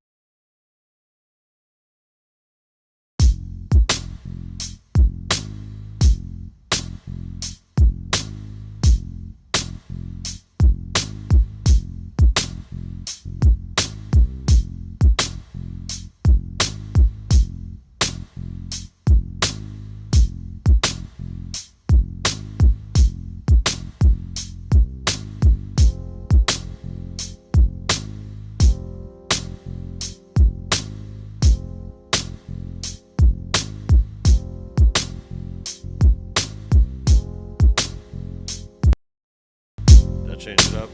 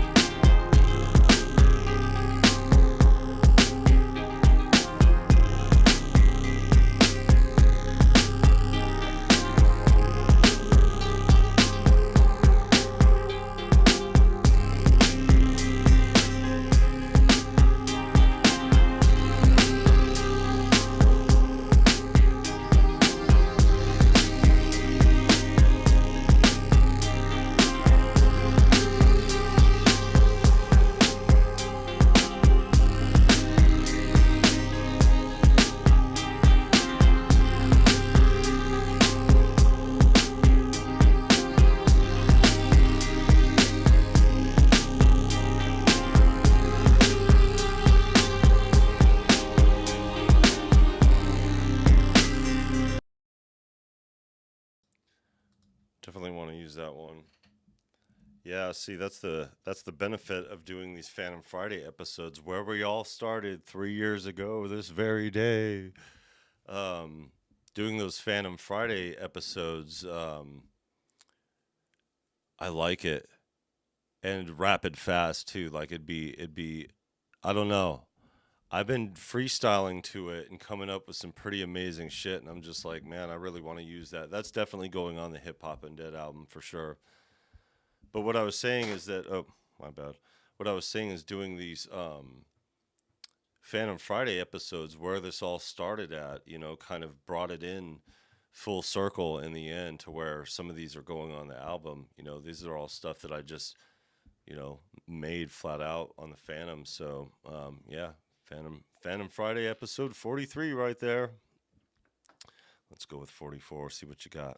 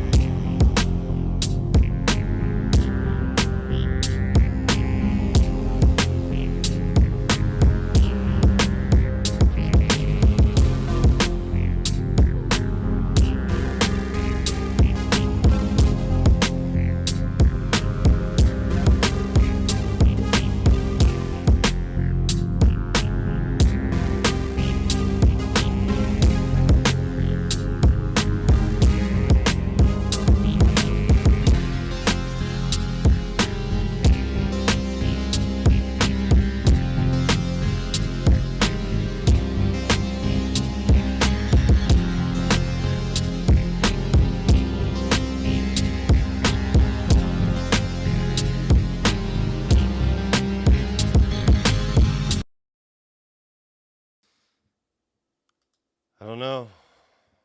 I mean, it sounds good. I like it. I like how that bridge kicks in, and I like how the polyphony skips, but only in the bass. You know, that's one of or only in the synth. It's one of the beauties of stemming out. I'll probably end up using it, but I don't know. It sounds like I don't know. It sounds like it's already going on the chopping block. It's good. I'll give it that. It's good, but you know, I don't know. It's like something you could bar out to, but we'll work on a bunch of stuff before then. When we'll come back to it and we'll be like, oh my god, totally blown away. All right, let's see what Phantom Friday 3602 has.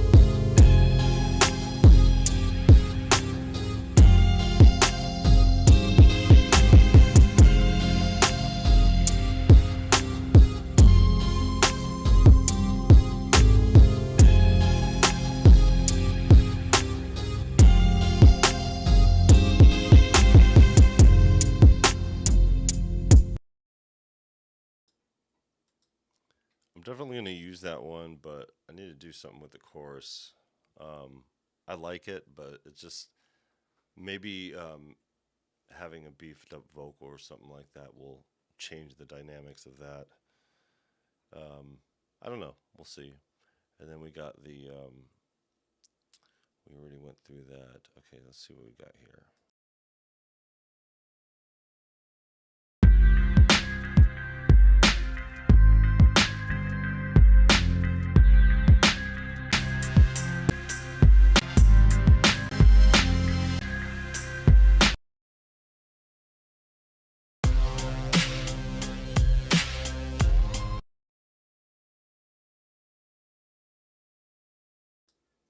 Yeah, I think that's about it. So I'm not going to use this one right here.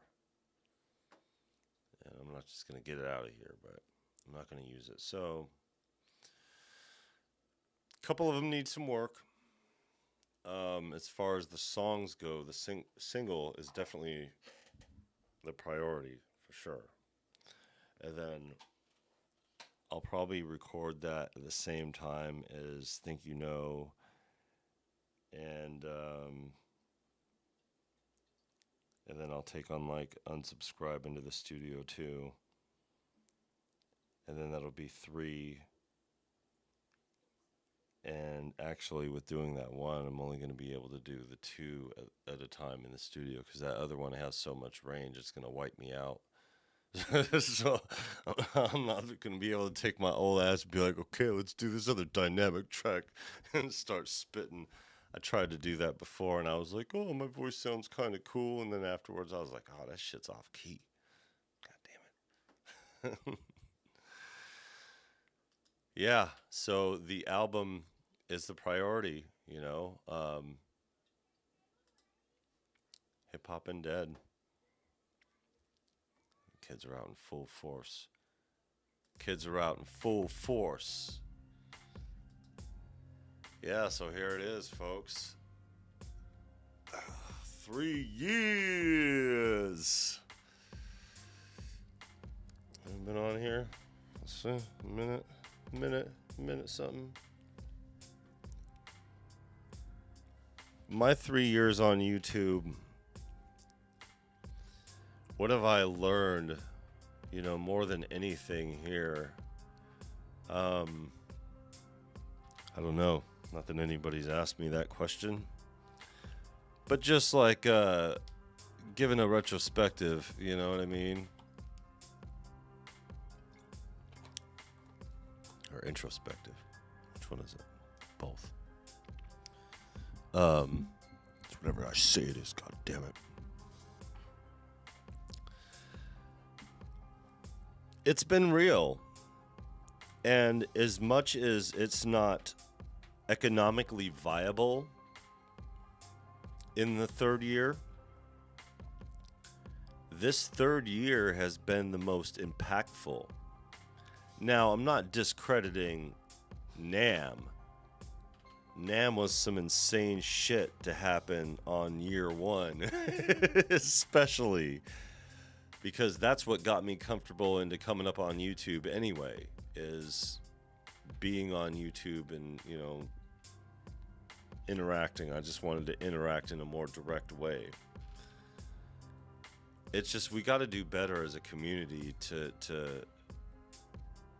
help promote artists, because I'm not the only person here on YouTube, the only artists on YouTube, musician who's would like to spend more time on this platform.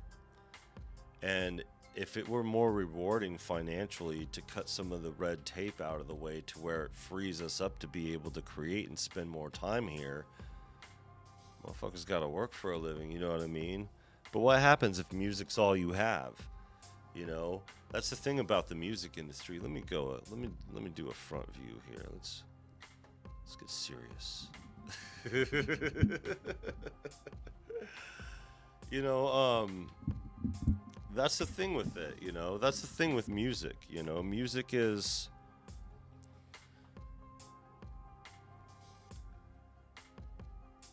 You spend all this time doing the work, but you don't make anything from it until you're out there performing the work. Even if you've already put the record out and have made money from the record, you don't see residuals from that until you're out there touring anyway. Unless you're a stay-at-home musician and you don't do anything but just collect royalties off of what you make or whatever. You know, but it's difficult enough, you know, especially in the American market to try to make it as a musician. So if you're trying to make it as a musician and then you jump on YouTube and you're trying to make it as a musician on YouTube, you're in the wrong niche. Because if you're not already established as a musician and bringing your audience to the platform, then you have to do it from scratch, kind of like what we've been doing here. And I guess that's my biggest takeaway here. You know, you could just jump into it. It depends on also the quality of what you have. But, you know, you don't just start off having everything you need. And if you do, usually you reap the benefits of that, you know. But I started here with a Phantom and some cell phones, you know, and I just recorded the cell phone, me making the thing. And then realized that, you know, I had to, you know, record into the interface and do all that madness. You know, I wanted to stay in the Phantom and not venture out. But, you know, that's a rolling thing, not a YouTube thing. And there's been a lot of bullshit on here, too, you know. I get copyright claims all the time for stupid shit that I shouldn't have claims against. You know, making custom drum patterns and all that other stuff. And it's a pain to have to fight those. And it's like, what are you fighting for? You're not getting paid off of it anyway, so what fucking difference does it make? But I mean, people like us that have a heavy output, that are like diverse as far as the content goes, should have a better outlet to be able to make it on this platform doing this stuff. Because I could make it here on YouTube and I could make a real thing going. But I would have to talk all the time, and I would have to gossip and bullshit about stuff that ain't even in my wheelhouse.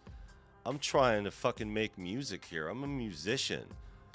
You know, I'm not trying to talk about music being made, even though I do like talking about music being made. We all do, you know. But I don't want to just do that. And I can't just do that. And I sure as hell can't just do that if I'm in the middle of making shit. You know what I mean? And I also thought it would be a little bit more fulfilling in that regard.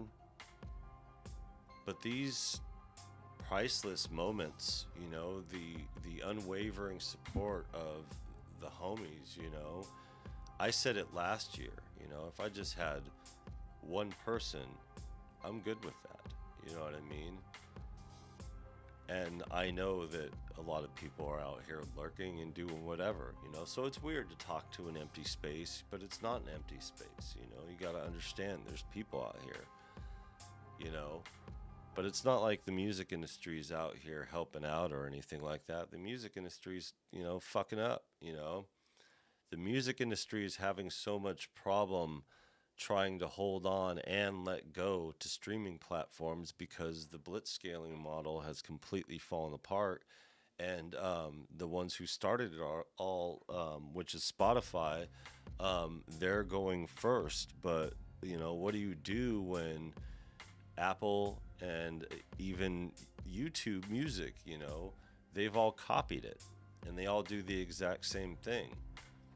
So, like, try to get a song that you could keep. You know, I looked for it the other day. I was like, okay, so I could download an MP3. Well, that's cool. You know, what about having songs? You buy a song and you own the song. Not I could just listen to it whenever I want. Oh, I just listen to it whenever I want. That's good enough. Well, what if I want to listen to it better quality? You know, typically you would get the medium and then you would use it and put it in different systems and do whatever, you know. I guess you could still do that now, but like everything's geared towards, you know, being on the phone and you know, ingesting it different.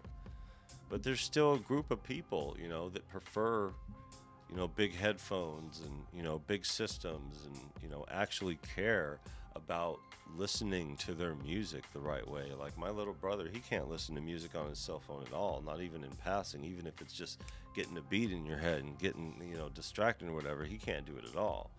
I can, you know, depending on what you got or whatever. Sometimes some of this technology does a lot of fancy shit, so, you know, it's pretty cool, you know. But anyways, you know, other than that, yeah, I don't know what I'm gonna do here. I'm not. The way that I looked at YouTube first was I thought that if I put a certain amount of time in it and produced a certain type of content a certain amount of way, that I would reap the benefits. And then I started understanding these algorithms a little better, and it's a cold game. Worse than the music industry. And we're just stuck. And the reason why it's so bad here for musicians is because this platform doesn't want musicians. It doesn't like musicians, you know. You could be a musician on here and have your little thing and little community, and that's what you need to have, and that's what you need to get, you know. But building as an artist is not easy, you know, as far as getting people. But, you know, nothing is better than getting out there directly. And that's the whole point of me doing this whole thing with the business cards and getting out there directly. I did this for that reason. I did this, got me a new hat for that reason. I did this for that reason, because people are going to be seeing me out here, you know what I mean? Like, I've done these things because, not just because the way things happen over here as far as like working on stuff, but you know, it's just one of those things. It's just one of those things. It's better to get out there in the world, and all the streaming platforms in the world are not going to save you from the universal truth that the best medium of performing, or the best way that you could digest music, the best way that you could receive and give music, is both directly in a live performance. That's the only way to reach the people, and you feed off each other's energy. And when there's a group around and they're all interested and dynamically focused and their energy is focused, you know, you ingest that and give it back to the crowd, to where your performance is better than it ever could be on record. But you got to get out there. You can't just be sitting here on the YouTubes. That's why you guys haven't seen me do a stream like this where I'm sitting. I'm out here fucking moving, y'all. You know, and you guys see it. I'm out here moving. It's kind of weird doing the up straight, you know, type stream or whatever. Welcome.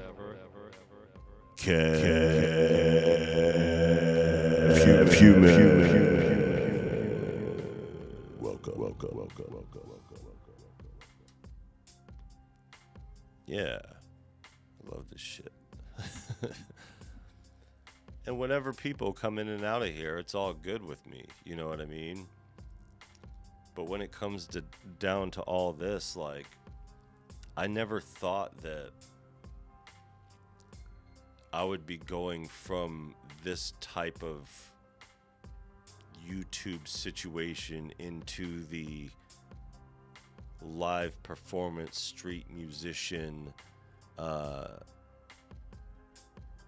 interacting with real big musicians, you know what I mean?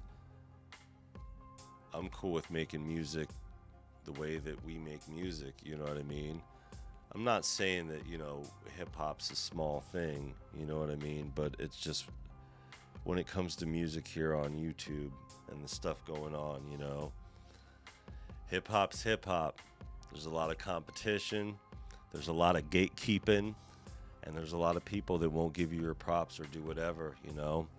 And unfortunately for me, you know, being a white boy who's keeps it real and been in it for a minute, you know, options are very little for me other than just making the music and doing whatever.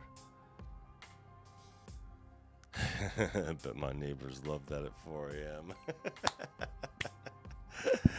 You got your speakers up? Welcome, my friend. Yeah,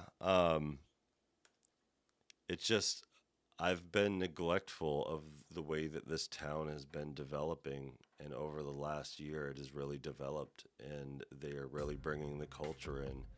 But if they really want to bring that culture in, they're going to have to bring the hippity hop. They're going to have to bring the synthesis, all that. So if you frequent the Pacific Northwest, around the Portland area, come check us out over here. You know, we're looking to build a synth community and bring hip hop. Why the fuck not? Anybody want to get in on it? Yo, that's the thing about it. If this is like some sort of organic movement to where we could get together here and do the synthesis stuff. Oh, God damn it. I'm a butcher.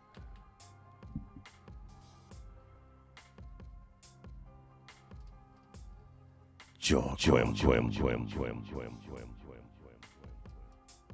butchered that like a motherfucker. Welcome.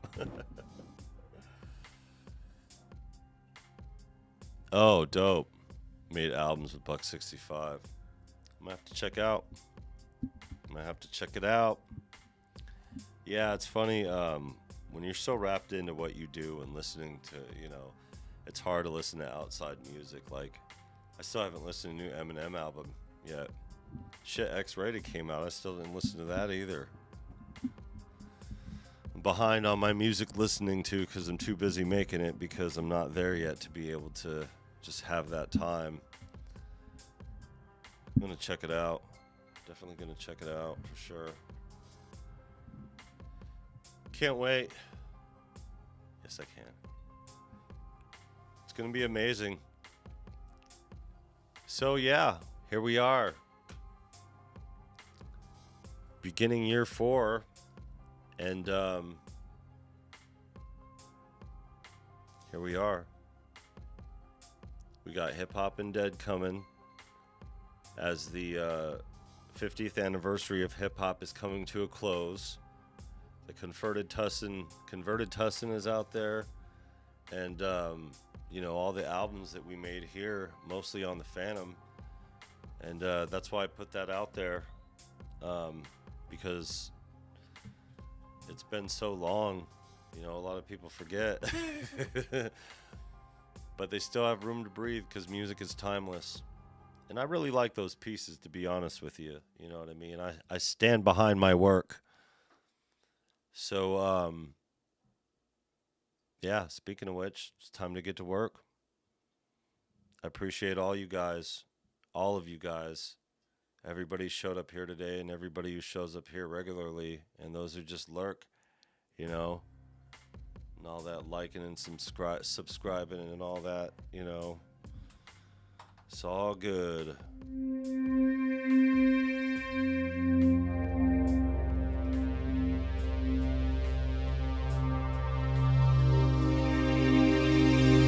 This camera's definitely better than the Mac camera.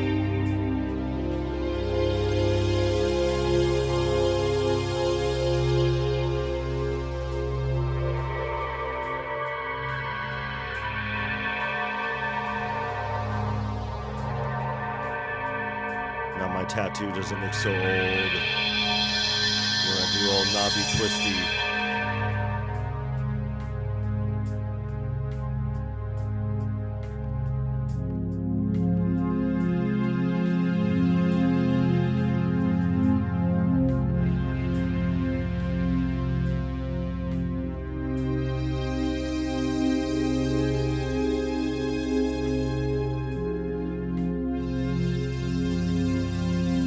check me out on the website. Pretty much everything about me is on there. As far as my history goes, as an artist, Viral Beats as a company, Virus Music as a company.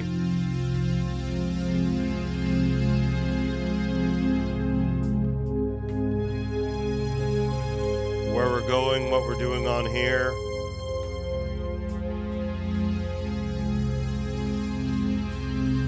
And now we're going to be pivoting here. Spending more time outside.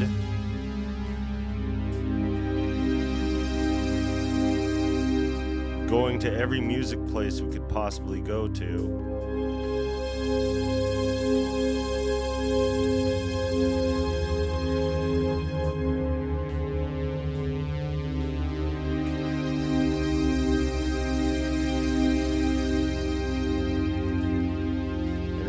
Hitting up these concerts and music festivals that just so happen to all be starting right now as we get into all of this.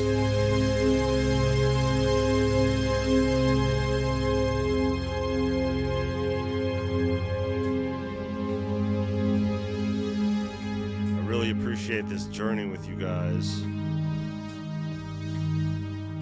There's nothing that my spirit loves more than interacting with other people who do music and love it the same way that I do. I mean, my family, yes, but when you share that with your family as well, whew, man, little Tussinn in that experience.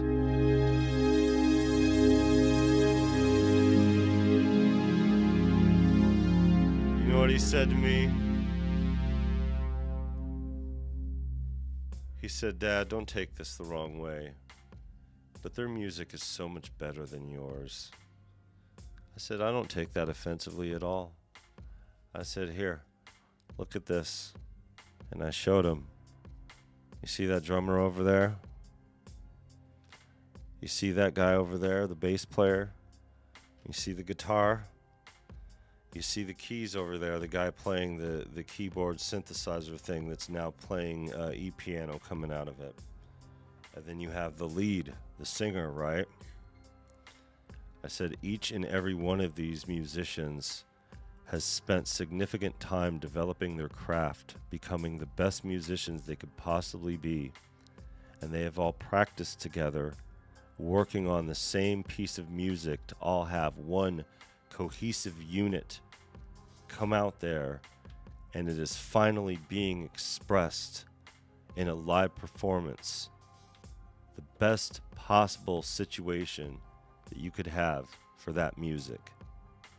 Of course, it sounds better than your daddy over here making the beeps go boop and doing all knobby twisty. Yep. Just an average conversation between a father and a son.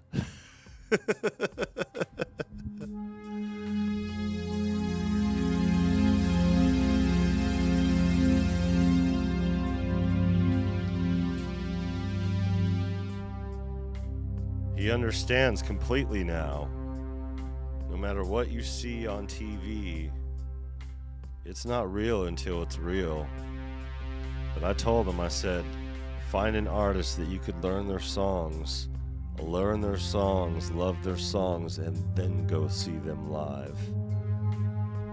Not only will you be able to feel that feeling in person in a direct way on how it's meant to. Oh, I'm over here playing on the synth with the background. My bad. I'm over here playing on the synth with the background. Maybe it sounds cool or whatever, but I don't know if I'm off key or not.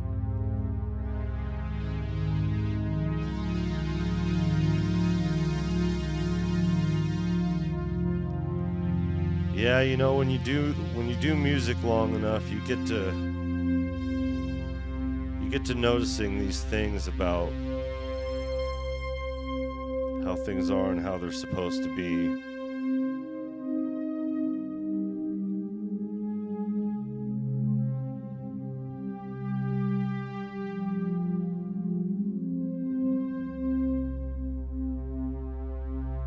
not think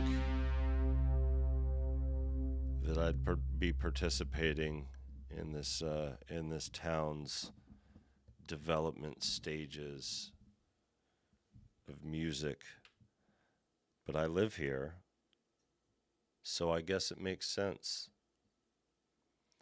And because I'm here, and because this is happening, you guys are here to share it, for sure. And me not understanding the capacity of these events, I sure the hell do now. So we are going to go to the blues show at the waterfront and live stream, and we'll see how that goes. And then the day after, the Music and Art Festival begins. And we're going to go there. And if we find out that it's good enough to where we could play the Mini Freak and participate in a more direct way, I guess there's our weekend. Because I don't think that they would have any problem with just adding musicians. If I talk to the event coordinators and say, hey, can I just bring my synthesizer here? Or maybe I'll just bring it. Maybe I'll just bring it to have it to where I don't have to go back for it just in case. I was going to not bring it and then on day 2, which is Saturday, bring it there. But I don't know. I think I'm just going to bring it anyway.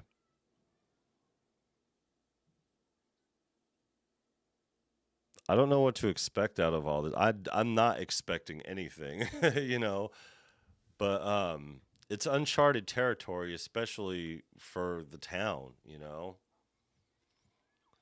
This is new ground, and a lot of people in the U.S. especially don't even know that Vancouver, Washington exists, and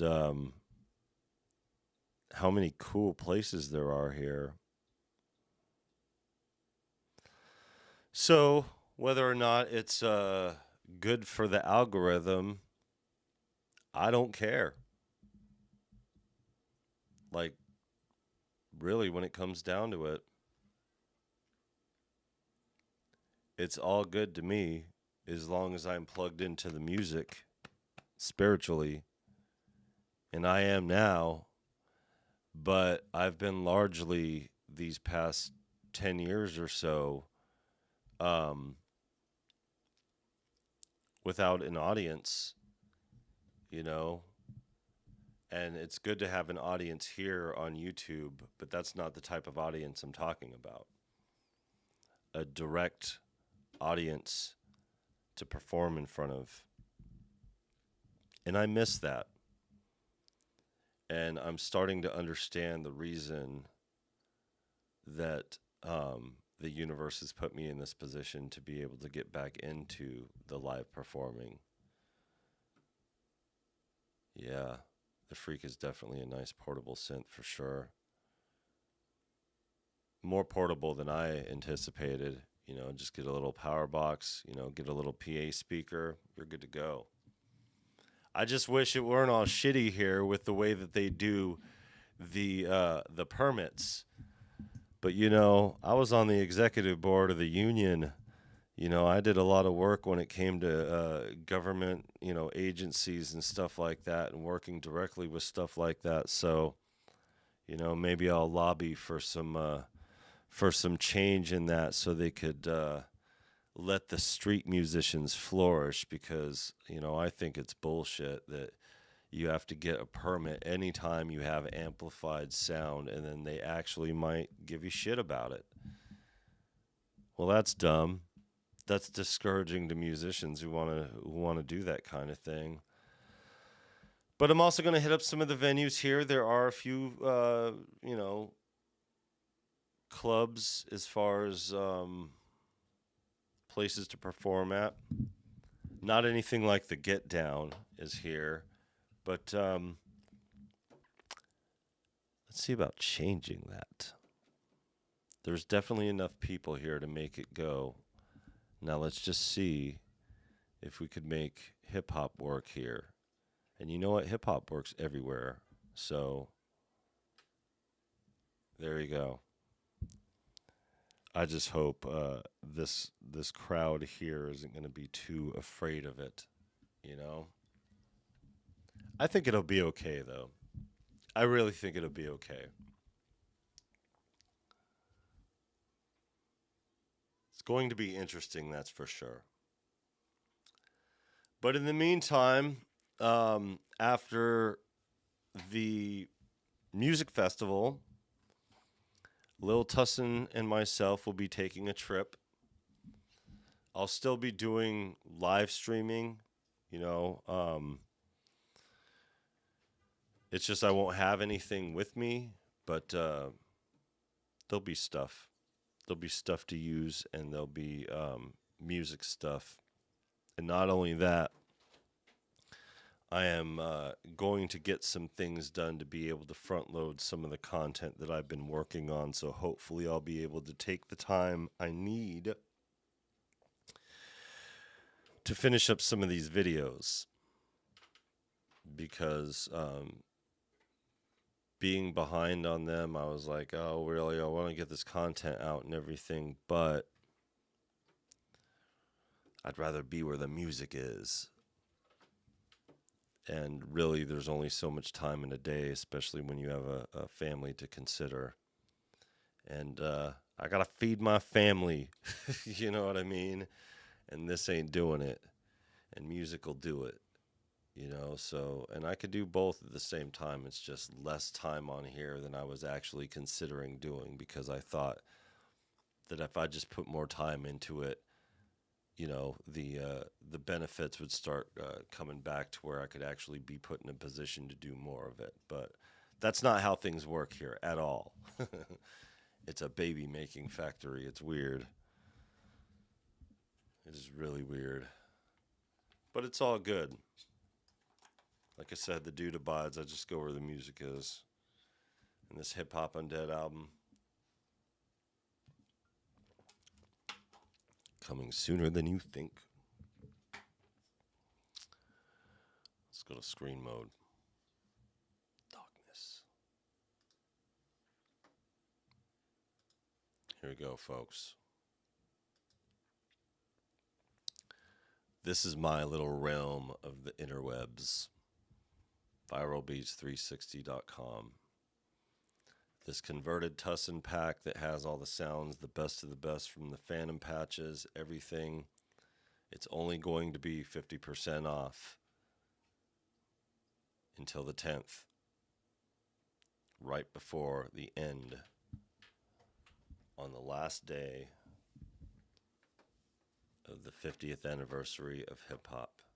It's the last chance to get it for 50% off.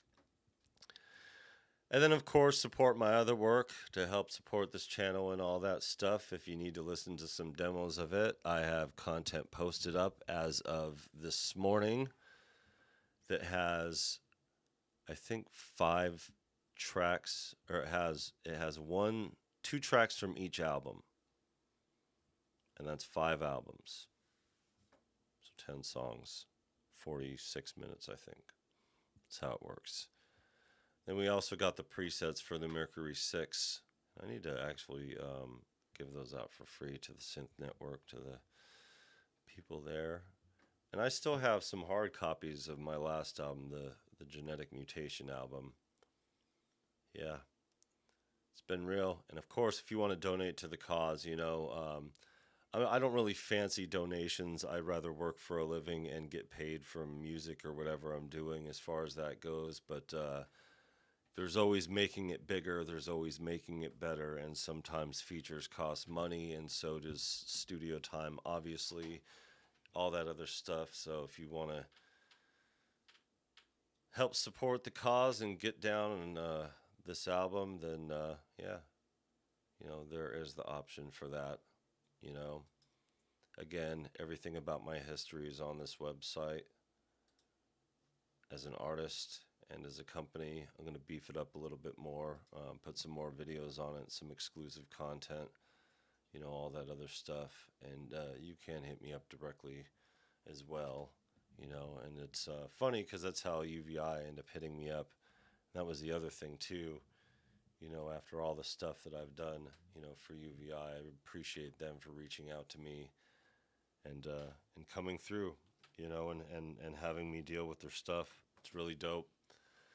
It's really dope. So yeah, there it is.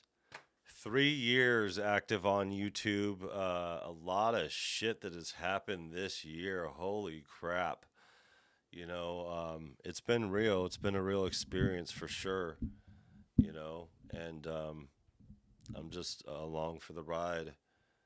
So we're gonna see how these local events go with the blues concert and the music festival, and that's gonna consume the weekend, and then do a couple little bits of content here and there before we head out, and we will be gone for about 5 weeks, and it doesn't mean we're taking a break from YouTube during those 5 weeks. It's just all of my stuff is packed in storage, and that's where it will be, where we try to figure things out.